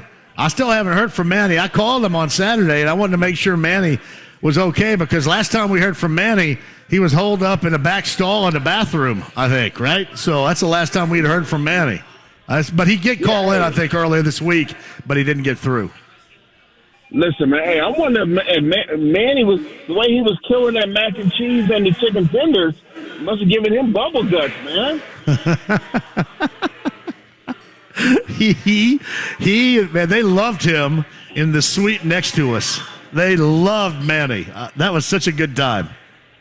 Hey, Manny had like his own private Soul Train line with everybody up in the suite, man. He was bouncing around with all the ladies up in the suite out there dropping it like it was hot. That was great. It really was. So that was last week with the New Edition Legacy Tour to celebrate 40 years. And Guy and Keith Sweat was a part of it, too, at the Abridge Fieldhouse. It was outstanding. Mike Wells of ESPN Radio's on the Andy Moore Automotive Group hotline. Did you know that today is the day when the Colts had to pay Matt Ryan $8 million, and they still owe him $12 further down the road. But today is the day when they owe him $8 million. How much of that do you think he earned if you were paying it out by what he actually earned, how much do you think he would get from last year? He didn't even get the veteran minimum. Yeah. He didn't get that's how poorly Matt Ryan played. And obviously, I only spent some mini camp around him, but the way he played, he was not worthy of the veteran minimum as far as production went. It's funny. I talk about Lamar Jackson, and it's a pipe dream. It's not going to happen. However, I can understand why Colts fans would like to see it happen because they've been promised a lot. There hadn't been winning, and they want winning, and certainly you would think he'd be able to do that. And it's almost like at times they are, as Colts fans, trying to talk themselves into the Colts doing it or having interest. And, Mike, I look back on especially last year, and you can even go back to the Wentz year as well, but I think especially last year when Jim Irsay, during basically the second half of that Jacksonville game when they got knocked out of the postseason, said that by whatever means necessary, get this quarterback the hell up out of here. And then you had Ballard and Reich on the track down of a new quarterback. It's almost like you see stuff differently, right? Because it was Frank Reich that had mentioned, we saw 90 minutes of tape on Matt Ryan, and we could tell he could still play. Well, you look at it that way, it's almost like you're trying to talk yourself into it, even though you understand that it's not that. It's not that way. He hasn't been that good. The tape doesn't look that good. And you're just trying to really, I said this earlier, you're trying to just jump into any port in a storm in this case right here. Well, the last part, repeat what you just said.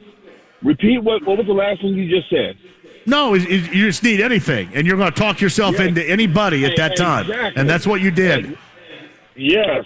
What you just said is exactly correct. The Colts are so desperate for a quarterback that they talk themselves into saying, okay, Matt Ryan still can be an elite quarterback. And if you're watching, if you say you watch 90 minutes of film and he still has it, you're again showing that you had to talk yourself into being in position to acquire the guy. Yeah. Yeah, I'm right there with you. It's almost like, and I think fans do that. I think I could do that. Listen, I saw Anthony Richardson yesterday, and I'm not getting excited about workout guy. That's just not been me. But I watched that huge dude out there floating around on a cloud of athleticism.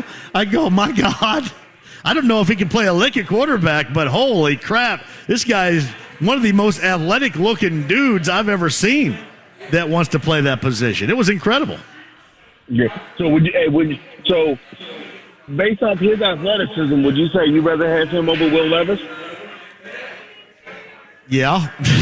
I don't want to because I don't want to be that guy. But I don't listen. If you were going to put that up against C.J. Stroud, I would say Stroud. If you're going to put that up against Bryce Young, I would say Bryce Young. But you put that up against Levis, and yeah, I was, and I know it's just a workout and who really cares, but man, I thought that was as impressive of, and again, who knows if the dude can play quarterback, but as impressive as a show of athleticism at that position as I've seen. Yeah, oh man. See, man, you and I have always been in agreement about not getting excited about workouts, but yeah, I'm trying not to. Listen, I need you to control yourself right now, man. I know what I do. Hey, get some cold water and cool off a little bit, man.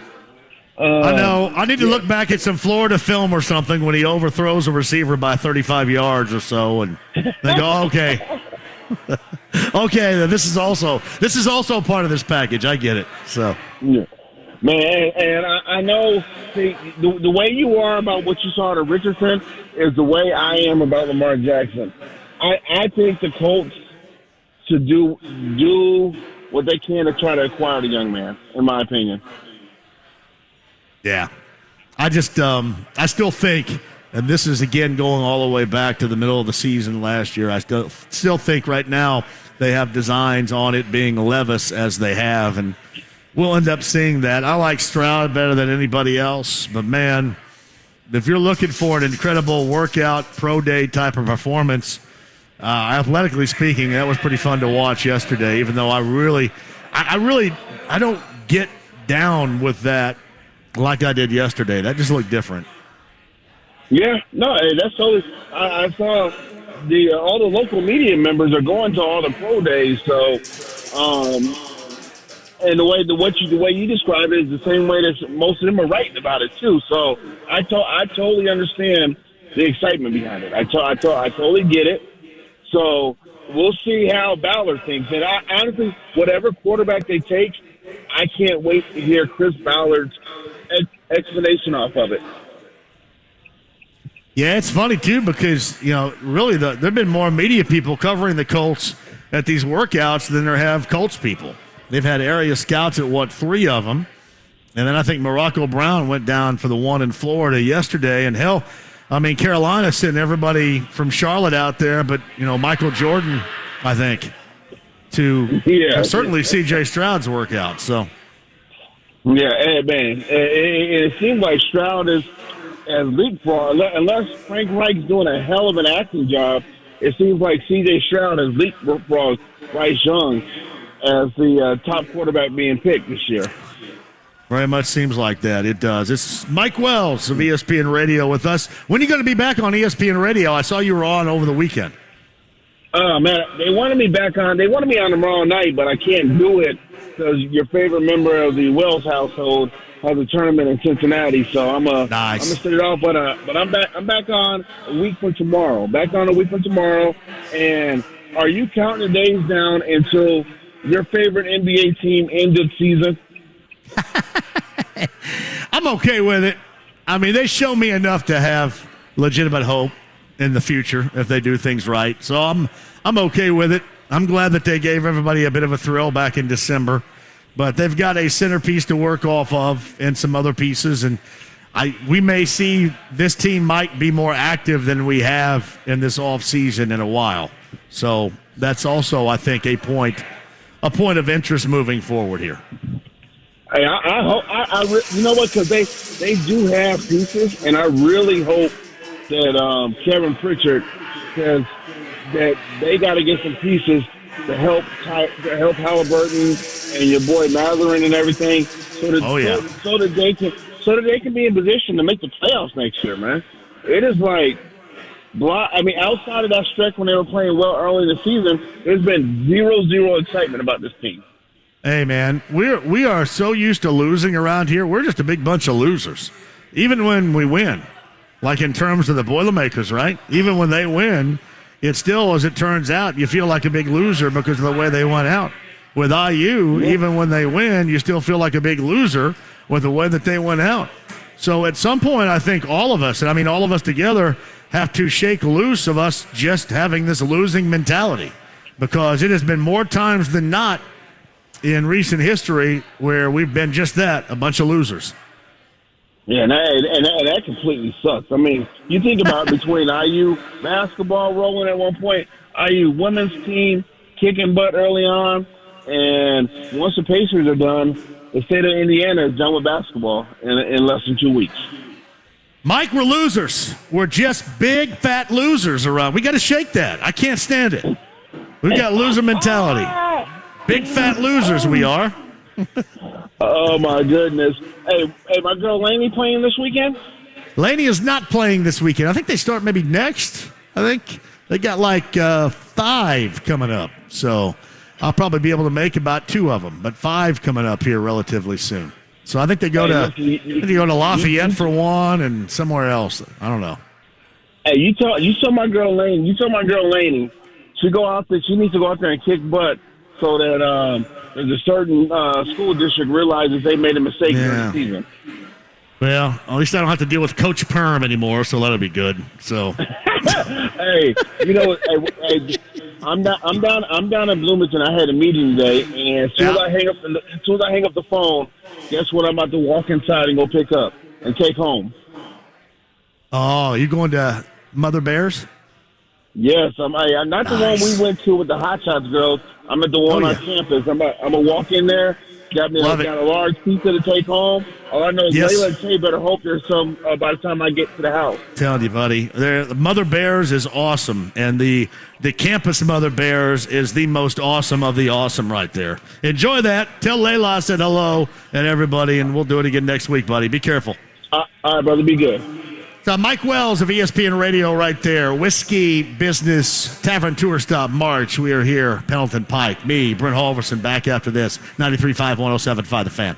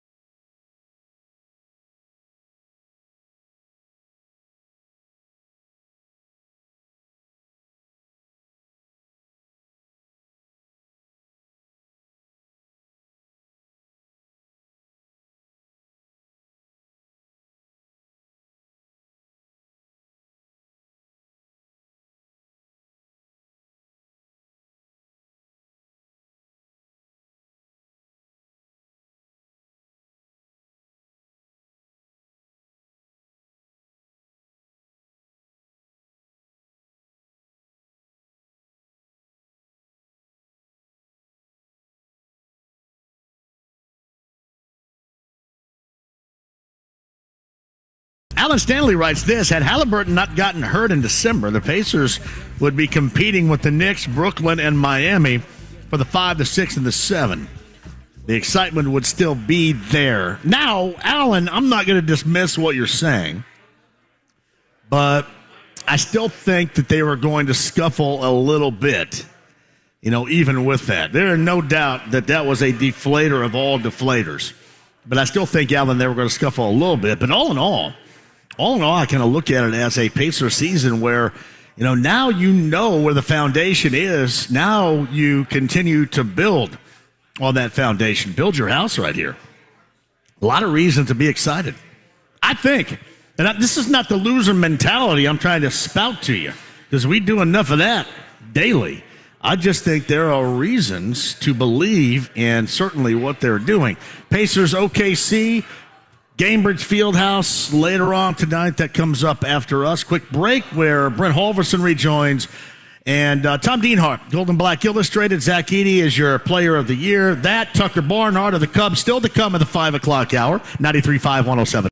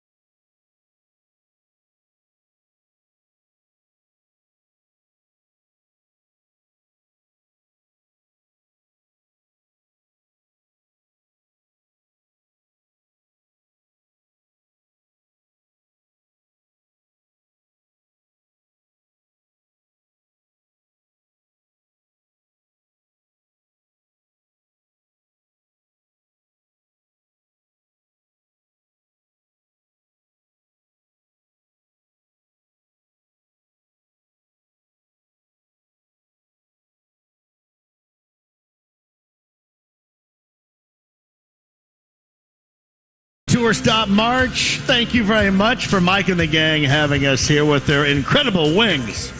The wingage is outstanding here, both boneless and bone-in. Pendleton Pike is our location today. Brent Halverson, JMV.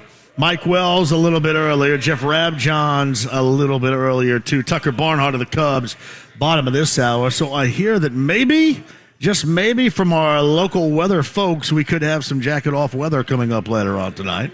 Is that right? Yeah, that's what I hear.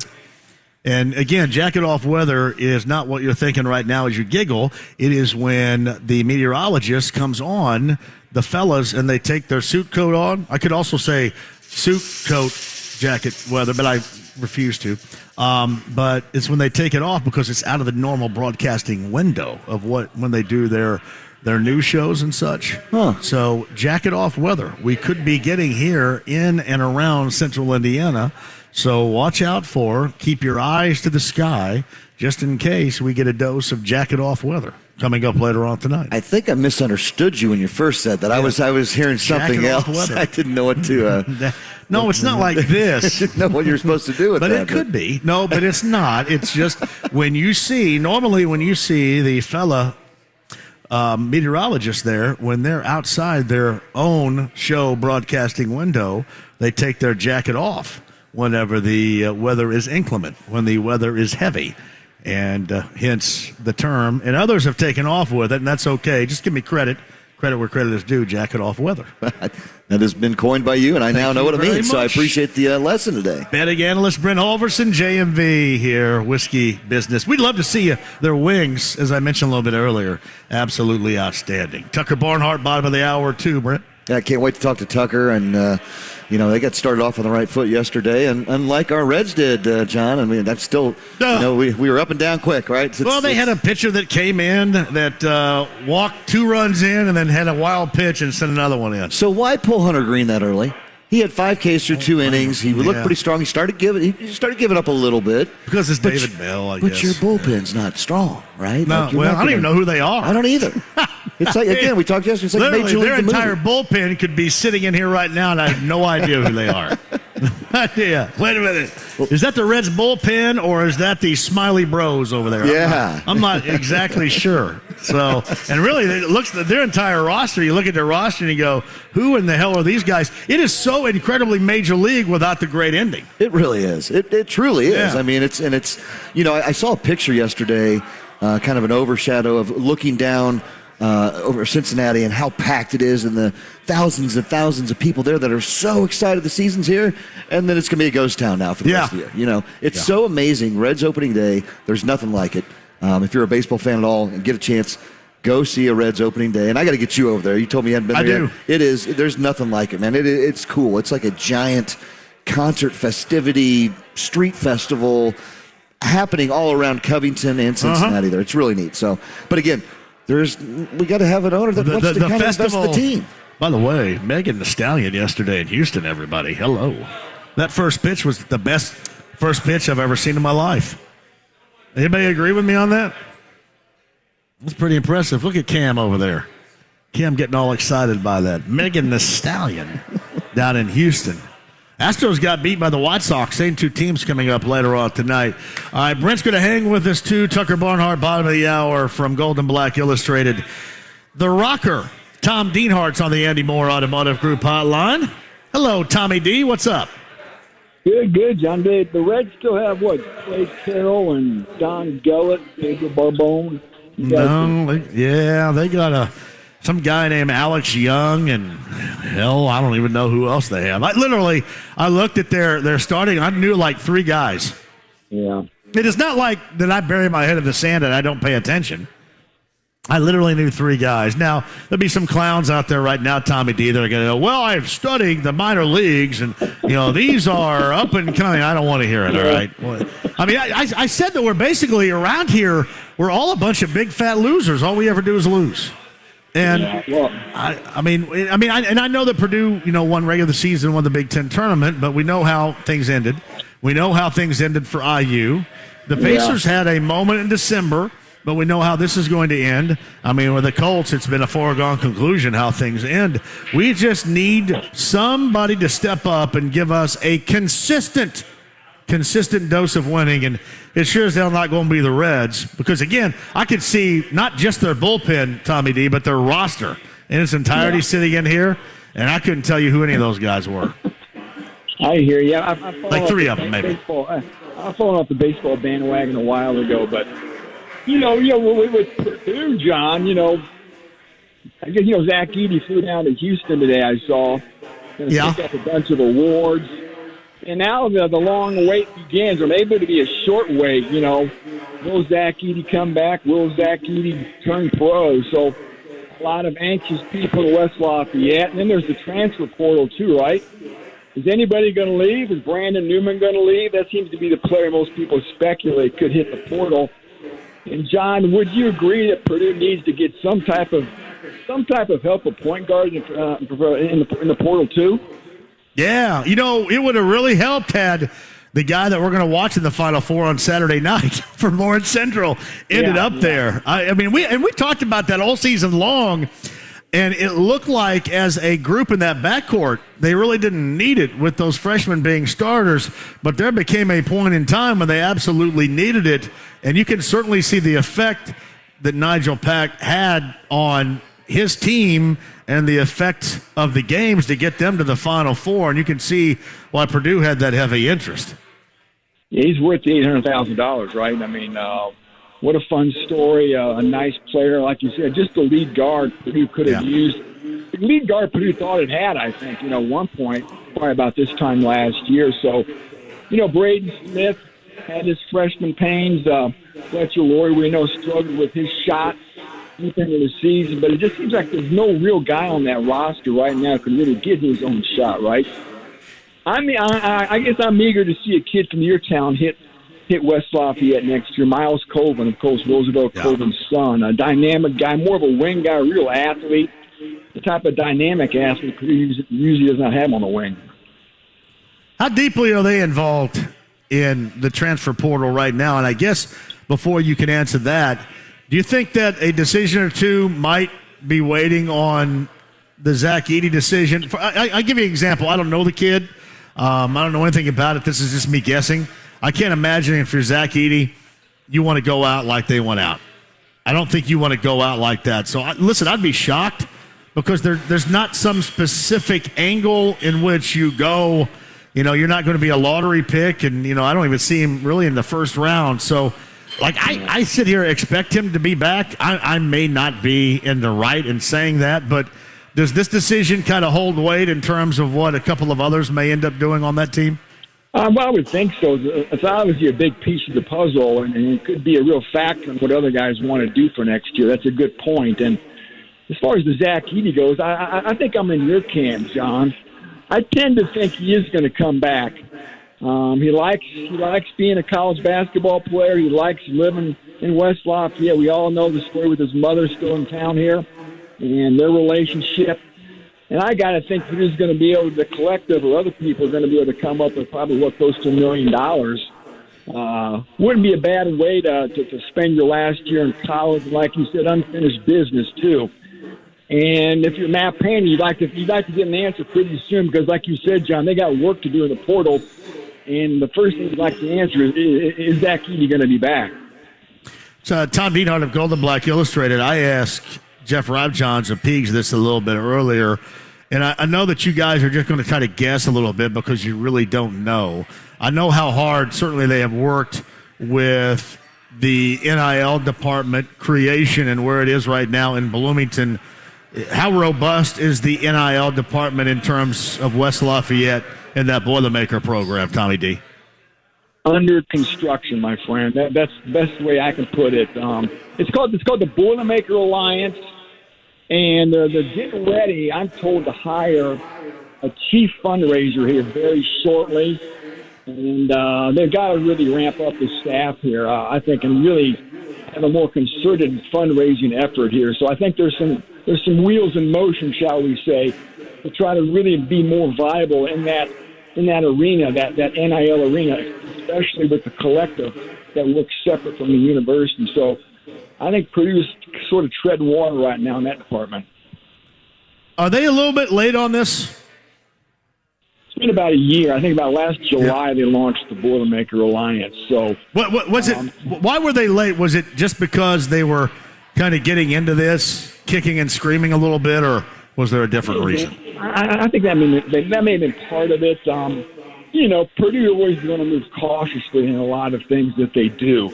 And I think they wanted to really move with caution into this new whole area, this whole new world that's now sort of playing a big part in college athletics. So, like I said, they wanted to look before they leap, and they are probably, I think, behind the eight ball a little bit at this point. But, heck, I think this whole thing's still under construction nationwide to see where this thing's going, how it's going to look in 3 to 5 years. Tom Dienhart, Gold and Black Illustrated is on the Andy Moore Automotive Group hotline. You mentioned Brandon Newman as a possibility. How about Trey Kaufman-Renn? Yeah. The reason why I bring that up is if Zach Edey comes back, then again, there's not going to be a great deal of time for Trey Kaufman-Renn, and he probably wants certainly more time than that. I know, listen, I talk to Matt all the time, and I know that the Matt has a great feeling about these guys understanding how you earn playing time with that group. But what might be the effect on Trey Kaufman-Renn if Edey does decide to come back, as I think most of us expect? I think he leaves, right? I would not be shocked at all if he leaves. I think he wants to be able to play more minutes. But, yeah, if Edey comes back, I think that's going to be a casualty. Trey Kaufman-Renn leaving. So we talked about him, talked about Brandon Newman. The other guy you hear some rumblings about maybe hitting the portal is Mason Gillis. So those are the three guys that seem to get the most buzz when the portal speculation perks up for Purdue. So we're seeing all types of names hop in recent days. Heck, today Hunter Dickinson, of course, goes in from Michigan. So nothing's dropped at Purdue yet, but who knows, maybe we'll get wind of something here soon after the Final Four. Tom Dienhart joins us. Are they in on anybody that you're aware of in the transfer portal themselves? Nothing serious right now that I'm aware of. Like I said, we'll see. Like I said, we know there's the need, I think, to help the point guard. I think we just need a guy who can score. Point blank, a guy who can score. Again, a guy who can get his own shot, create off the dribble, make something out of nothing when the shot clock's winding down. Those guys are hard to get. But again, I think Purdue's got a glaring need there. And you think Matt Painter certainly has minutes he could probably sell too. Hey, Tommy D, is there still a pretty significant hangover going after that first round loss as a 1 seed up there? Yeah. And I like people say all the time, well, this is something that'll go away with winning. And while some of that may be true, I think that is going to leave a mark forever with everybody involved. Oh, yeah, I think it's like a scarlet letter now that's painted on your forehead, right? Yeah. You are part of the type of history you don't want to be part of. So now they're lumped together with Virginia. I know Virginia lost by 20 points to Maryland, Baltimore County, but some people thought Purdue's loss was even worse. When you consider Fairleigh Dickinson and the fact that they didn't even win their conference, regular season or conference tournament. So, yeah, this is something you have to sit in that probably is never going to go away, honestly. So, it was unfortunate. We've seen Purdue play with fire before. Remember the 1996 game against Western Carolina? Yep. Almost lost that one. So, yeah, this was a part of history nobody wants to be associated with, and Purdue's now leading the parade. There are a lot of Boilermaker fans that were stupid. And a lot of Boilermaker fans wanted to get rid of Matt, and I think that's beyond ridiculous. However, trying to find a solution to certainly here in recent history, you can go back even longer if you want, but in recent history has been an issue for them in this tournament. How do you think he goes about trying to get that and find that solution? You know, not just because they have it down regular season, Big Ten Conference Tournament, but once you get to the NCAA Tournament, that has been FUBAR. Where do they start with trying to find a solution to that, in your opinion? It's always the guards, right? I mean, always. Gene Katie never had really dynamic guards, John, ever. Back in the history, I've been watching this team since I was 10 years old in the mid to late 70s, and they never really had dynamic, big-time NBA-level type guards. So point guards especially, think of the roll call of guys like Tony Jones and Porter Roberts, Herb Dove, even Everett Stevens. So that's the big conundrum, I think, for Purdue is to get those dynamic guards, especially dynamic lead guard. It's really been the elusive piece of the puzzle that's this program's never been able to get. And again, I think that's got to be a big part of the equation when it's struggled so much in March. Yeah, I'm kind of curious. A lot of people suggested maybe that Matt and Babinski would have a conversation about anything. And listen, I know that I wouldn't expect Purdue to overreact like that, but have there been conversations about it? Will there be conversations about it? And if so, what should be said? I'm talking about just within the athletic department and Babinski and Painter and conversations that you have anyway, but certainly are even more higher priority given the circumstances that took place a couple of weeks ago. Well, I don't think Matt was calling on the carpet at all. I've seen Mike Babinski at a couple of spring football practices here and just talked to him for a few minutes, and he's obviously 100% behind Matt Painter. Was a little frustrated by some of the angst that you referenced, John, and a lot of these Purdue fans have shown toward Matt Painter. If you're in the message board community, it's just bananas. So, again, I'm not sure if he's had a real heart-to-heart with Painter. I think he's got to trust Matt Painter to figure it out himself, and I think Mike Babinski does. So it's something nobody likes, but you got to figure a guy like Matt Painter's got 18 years here, 19 as a head coach, and that he's earned enough cachet where you got to let him try to figure this thing out. Yeah. And listen, I have every belief in the world in him too. I do, and there are a couple of things in this tournament that I wanted to see happen, and really neither did. I wanted to see Matt, kind of shake loose of what had become kind of the ultimate albatross around the neck from last year to going back to North Texas, for example. And then with Trayce Jackson-Davis for IU, because he had such a phenomenal career and the numbers he put up and what he meant as a player to that team, people were always going to go, well, look what he didn't do with the NCAA tournament in mind. And while they won one game, I still think people are going to go with that. So really, between Matt and Trayce, they didn't get done what I had hoped in this tournament they were going to get done in kind of solidifying themselves. And I'm not talking about to me. They don't have to do that to me or anybody that's halfway decently sane. But there, would be more than a pocket of folks out there that, or as I like to call numbnuts, that you're going to have to prove both sides of it to. And I thought it was unfortunate neither one really did kind of squash that NCAA tournament talk when it was all said and done.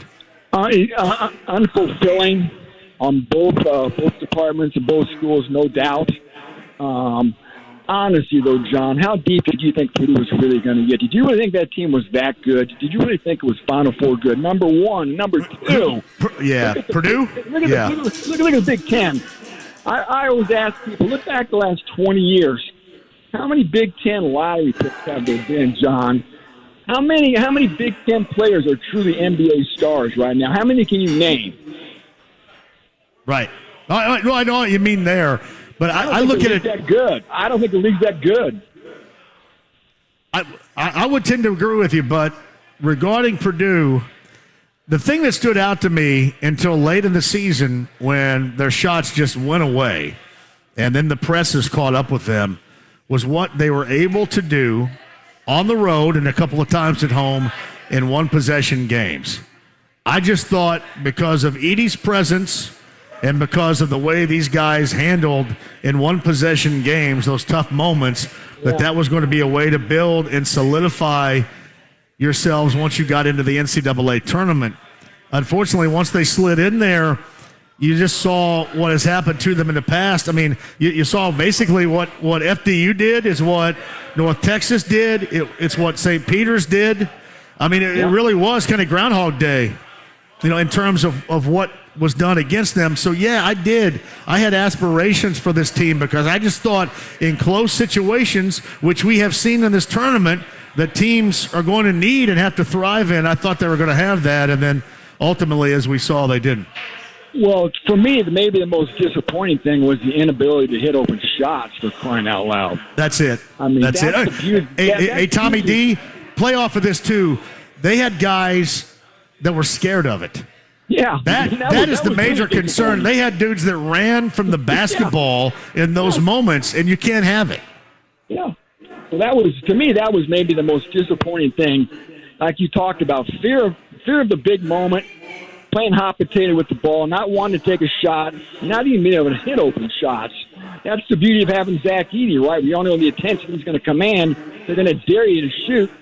And Purdue just had an inability to hit open shots. And that had been going on for well over a month. So, yeah. Again, ask yourself this, though, John. Really, with two true freshman guards, you really thought Purdue had a chance to make the Final Four? I did, honestly. I was a believer. I was an absolute believer in this team. And, again, it was because of what you saw. And I guess I should have factored in the entirety of the season and the way they looked down the stretch. But it was in those one-possession games and just looking strong and then having an ultimate guy that you could go to and get it. And you watched Fairleigh Dickinson surround Edey with three guys and just say, hey, you guys step into a three right here. We're going to let you because we don't think either A, you want it, or B, you're going to hit it. And both happened. Yeah, I did. I did. They built belief in me. So I guess I was fooled. Well, it's funny because had they won, they would have played Florida Atlantic, which, of course, is now in the Final Four, right? Well, I mean, Dusty May has been a friend of mine for 40 years. We went to the same high school. I saw that. Eastern Green, is it? Yeah, and I'm really proud of what he has done, and that could have certainly changed the dynamic altogether. But he has a team that, ran roughshod through the season. I think lost 3 games, Ole Miss, Middle Tennessee, and then the UAB in this regular season. And you saw what is the difference in what we've talked about earlier, their guard play. Their guard play step up. And Tommy D, it's not like we're just talking about a couple of guys in the backcourt. They have 3, 4, 5 dudes that are interchangeable that they can bring in and then sit down and then bring back in. That's what Matt needs to start thinking about when you're thinking about having success in this tournament, is that position, having depth at that position, being quicker to the ball at that position. I don't know, and I look at it this way, I don't know if you can do that with Zach there. Can you? I don't know. I still think, go back to FAU. They're a win over San Diego State from playing for the national title. Let that sink in for a minute. Again, they need help at point guard. We all know that, and like I said, that's going to be Matt Painter's marching orders. And he's always so cognizant and so aware, not wanting to disrupt team chemistry. Yeah. Some people say he's not going to go chase the next shiny object in the transfer portal. He's not going to go chase Caleb Lover. He's never been a guy who chased resumes or stars. He wants to make sure he brings in not just a talented guy, but a guy who's going to fit in. And that's his MO. Right. And we'll see. He's never had a lot of great luck landing real gems out of the portal. They've always been more complimentary guys. I think at this point you need a guy who's a little bit of cut above this time out of the portal. Yeah. I mean, you got to go in there. And I do wonder about Zach. Zach comes back and, you got kind of more of the same mentality. And, yeah, that's the thing that I would question certainly right there. Let me ask you this. Would your advice to Edey be to come back or go? I think it would depend on how much money. He's not – I think we all sit here and can say he's not going to get drafted in round number 1 in the NBA. But where can he make his money, and how much of the money can he make? So you would have to tell me in terms of the NIL in West Lafayette, how much money is there to be made for him there compared to how much you might make someplace else? I think it's between $800,000 and $1 million maybe. Top end, that's my guess, top end from some of the people I talk with. I don't know what they make in the G League. I don't know what they make. It's not that. It's not close to that. Yeah. He's probably going to be a late second-round pick, you would think, if he gets picked at all. You know what, to me, if I can make $1 million and be a big man on campus, only play 35 games, I think I'm going to check that box and take that pass. That's just me. I had said this too. If I were Trayce, I might have thought about going back with one more year, knowing how much he was going to make. Yeah, I mean, but 5 years would be too many. There's no doubt. But I would have thought about it, knowing how much money he was going to make, even though he's probably now at least made himself into a midway to late first-round pick, so then you have to go. But, yeah, Edey's definitely different. If I'm Edey, I would definitely come back. How much better can Zach Edey get? That's it. I mean, is he going to come back? Is he going to be able to face up? Is he going to be able to shoot a jump shot one of these days? You think? That's the missing thing. Probably not. Yeah. I don't know. I guess I wouldn't see him enough. I don't know if I've ever seen him take a face-up shot.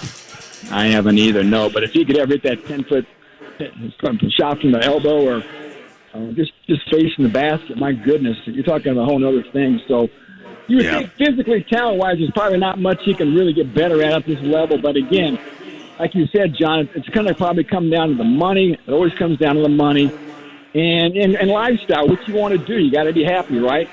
Yep. So sure, he's weighing everything right now. He seems like a pretty level-headed guy. My man, I appreciate you. We'll stay in touch over this, too, and see if anything happens, Tommy D. But have a great weekend, and we'll get back with you at some point further down the road. Thank you, buddy. Anytime, my friend. Take care, John. Bye-bye. Tom Dienhart, a Golden Black Illustrated. A lot of Boilermaker future conversation right there. Let me take a quick one. We shall return. Tucker Barnhart of the Cubs joins us coming up next. Our Tavern Tour stop, Whiskey Business off of Pendleton Pike with 93.5, 107.5 The Fan.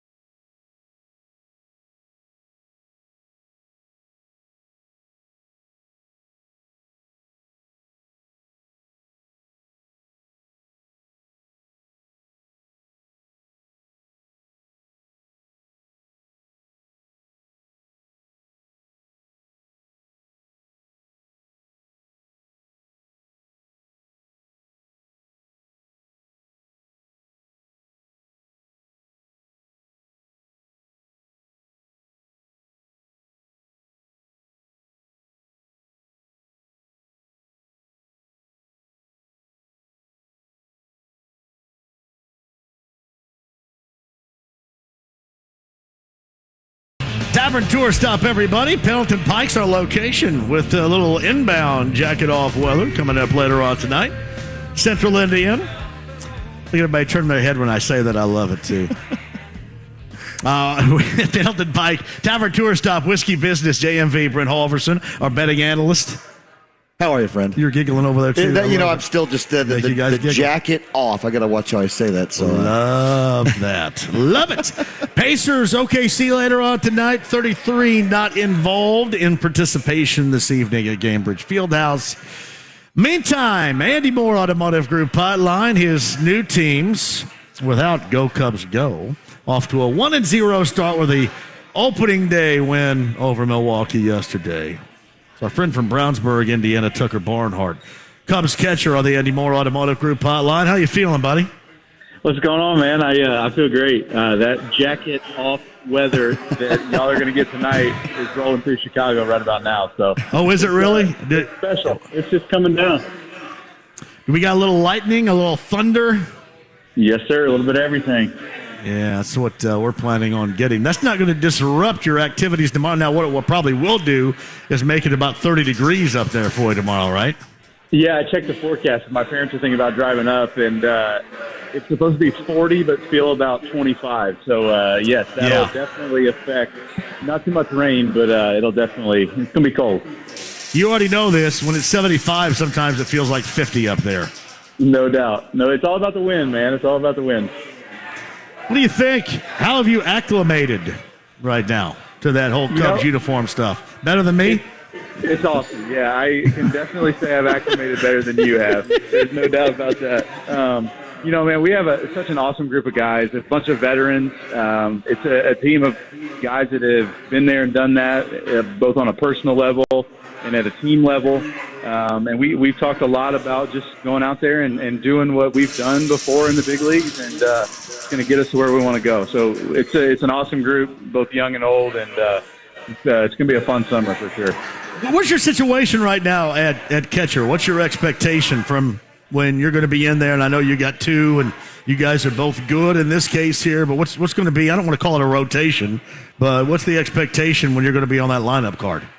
Well, it's just going to be some sort of split. I think it's going to – it always works itself out, man. I think there's – no matter what position you're talking about, there's some sort of a plan headed in, and then things happen and matchups happen that kind of make it evolve, and what that looks like, I'm not exactly sure, especially heading into the second game of the year. But we've talked about having two everyday catchers in the eyes of our organization, and I see it working out. I mean, in a perfect world, probably a clean split. If not, it could go one way or another by a little bit, but we'll see. They always work themselves out. But I'm excited to be part of this group.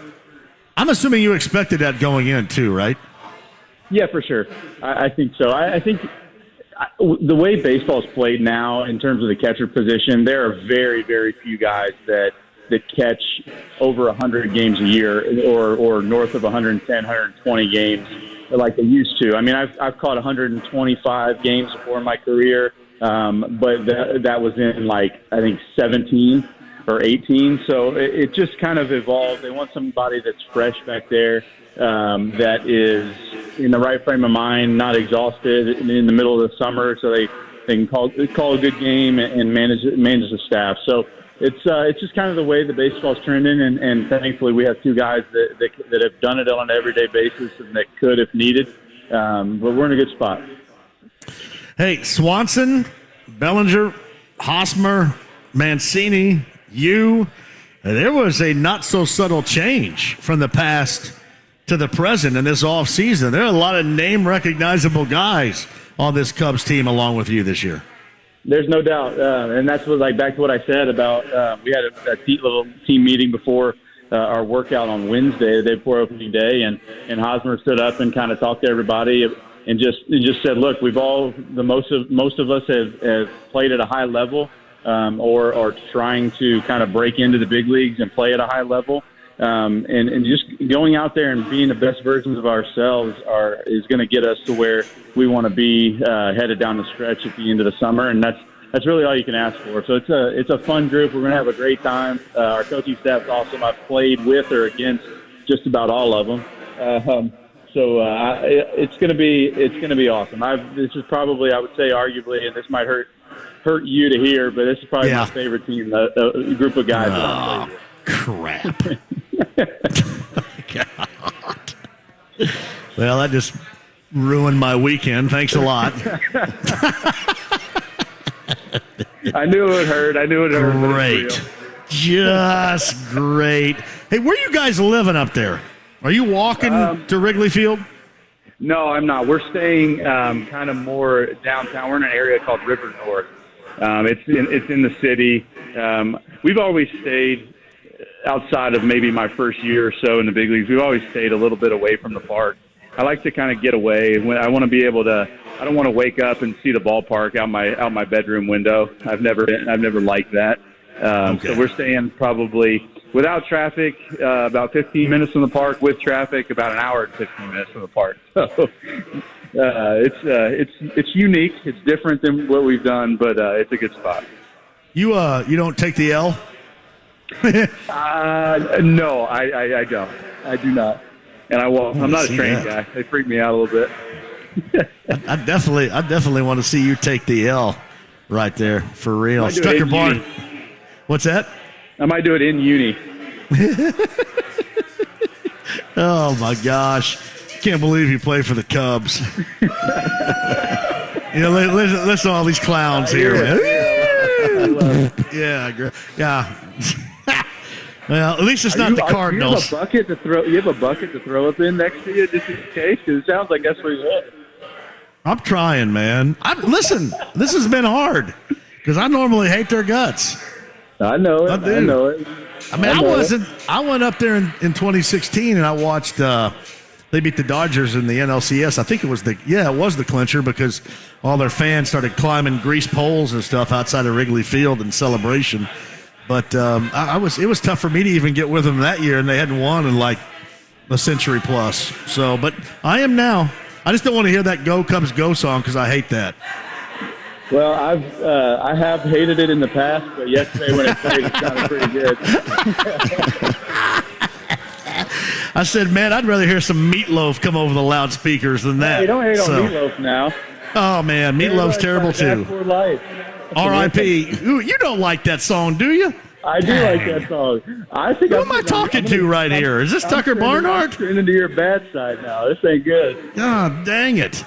Sounds like I got Paul Goldschmidt on the horn here. God dang. It's Tucker Barnhart with us. Are you guys back at it? 2:20 coming up tomorrow afternoon? Yep, back at it. Face Brandon Woodruff. We got a young lefty, Justin Steele, on the mound. It's going to be a fun atmosphere, fun environment. Weekends at Wrigley are a blast. So no matter if it's 30 degrees or not, it'll be packed and it'll be fun. You're not drinking that goat pee old style stuff, are you? No, I won't. I'm a Coors Light guy for sure. No matter where I'm at in the country, I'll be drinking. Drink Coors Light. Sometimes I don't know if that much better, but still, yeah. Sometimes. Man, I'm really happy for you, though. Man, go out there seriously and kick some ass. Who cares about my tired, worried butt right here? Don't worry about me. Just go out there and swing that stick. Get in there and have a great – because, listen, you got guys around you. And in closing here, who's – of these new teammates you have, who's the most interesting that you've learned so far? Oh, man. Most interesting. Let's see. I would have to go with Marcus Stroman. He would be the most interesting guy for sure. He's seems like he's pretty much always – he's always got a little bit of juice in him, if you know what I mean. Yeah, for sure. He's pretty fired up all the time. Yeah, he's a fun guy to be around. He's a fun guy to be around for sure. All right, so what are you doing the rest of the night? I'm heading to see John Mayer actually at the United Center. So I'm gonna see John Mayer, and then I'm gonna come beat the hell out of the Brewers tomorrow. Awesome. Well, John Mayer. I didn't know you liked John Mayer too. You know I'm giving away John Mayer tickets as soon as I hang up with you. Well, there you go. Please do. Yeah. What's your favorite song? I'll have James back at the studio play it. What's your favorite Mayer song? Vultures. I have no idea what that is. Is it good? Why is it so good? It's bluesy, and I think Mayer's one of the best guitar players there is, in my opinion. Just the way his style and the tempo that he plays with is pretty solid. Hey, seriously though, best of luck to you, and you and I, and Sierra obviously can go as well. Let's pick out a date when you're not playing up there, and I'm going to come up, and I want to go up and see you play too. Don't get me wrong, but let's go to Ravinia Fest. Is a concert facility in Highland Park on the north side. Okay. It is an awesome place up there. Let's find a show when you're off at some point this summer, and we'll go to Ravinia Fest. I promise you're going to love it. It's like a very miniature Ruoff Music Center. I mean, it's smaller. It's kind of a wine and cheese in the woods crowd, but then having some fun up front crowd. It's an awesome venue to see a show. Let's do that sometime. That sounds great. Sierra gave me the thumbs up when she heard you say wine and cheese, so she's in. Wine and cheese. And you and I, we'll get Brent Halverson's with me right here. We'll get Brent Halverson to bring. He can come with us, except we'll have to go see something related to the Grateful Dead, won't we, buddy? Well, absolutely. Mayor's part of it, I mean, come on. He's played for him for a while. I don't know if he's doing this is their last tour, Tucker. How are you, man? This last one. You too, my friend. You too. Looking forward to get a chance to see you. And I think what John's talking about would be great. I'll bring some booze, right? Get some good bourbon we come up and sip on. Hey, I do have a quick question for you. You're gonna be in Cincinnati. You're gonna be at the original hometown area coming up first of the week next week, right? Monday, Tuesday, Wednesday.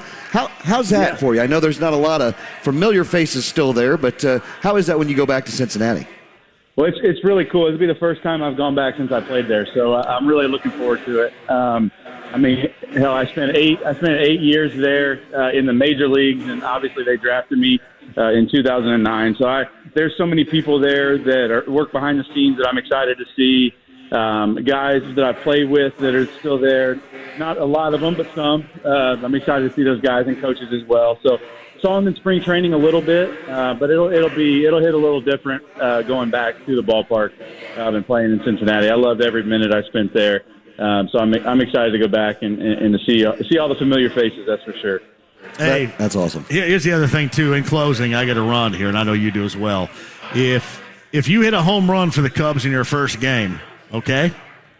If you hit a home run with the Cubs in your first game, you've got to wear your uniform home on the L. Okay? You promise me that? Will you promise me that? Seriously. Yes, perfect. So if you hit a home run, let's say if you're on the lineup card tomorrow and you hit a home run, you've got to wear your uniform home riding the L tomorrow, okay? Yeah. Sounds good to me. I'm in there tomorrow, so tomorrow might be might be headed home on the L. All right. The uniform on the L if you hit a home run. That's our friend Tucker Barnhart. We're really proud of him. And tomorrow you can watch him get that first start in a Chicago Cubs uniform against Milwaukee. My friend, keep swinging it, too. Stay after it. We'll get you back on here again soon. We'll stay in touch, man. Thank you. Sounds good. I'll see you guys soon. See you, Tucker. Got it. Tucker Barnhart of the Andy Moore Automotive Group hotline. Quick one. We've got John Mayer tickets to give away. We'll come back with you next. Hi, it's Bob from Royal Spa. Soaking in a hot tub full of Epsom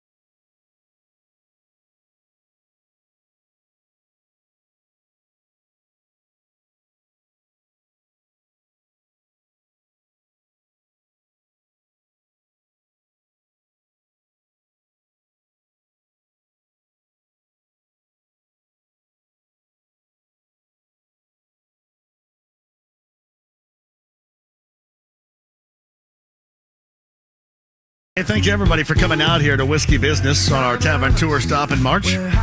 Tucker Barnhart, Tom Dienhart, Jeff Rabjohns, Mike Wells, all on the show today. Mike here at Whiskey Business. Thank you very much. Cam, the on-site engineer, James back in the studio, and Brent Halverson of Heaven Hill Distillery, our betting analyst, rejoins us. So with the ending of the March Tavern Tour stop, we got to find out where we're going coming up in April. We do. We've got a couple little twists here, John. So, twist. April Tavern Tour. Usually we're doing them at the last of the month. This one is going to be on 4/20, April 20th. Right. We'll be at the main event on 96th Street in Fishers. So the main event on Thursday, April 20th, 4/20. Some celebrate a holiday as. Are we doing that purposely on 4/20? No, it just kind of happened. We're celebrating on 4/20, everybody. We're celebrating on 4/20. So come on out and join us at the main event. Everybody here has been great. Thanks for coming out, and thanks to all the staff here treating us as great as they have. Oh, man, this has been fantastic. Thank you. Thank you, my friend. Yesterday at Joe's Grill, today at Whiskey Business. Outstanding as always. I'm going to go into JMV withdrawal this weekend if I don't have you by my side. We got to get to our winners, too. We got Zach and Brock. We got to get our winners because I know you're rolling with that, too. I got all the prize packs but ready to pass over tonight. So, I want to thank everybody for coming out here. Tomorrow night, the JMV Takeover begins at 6 o'clock, and tomorrow we are all Florida Atlantic Owls coming up tomorrow night. Guys, have a great one. Pacer Hoopage after the last word coming up tonight on The Fan.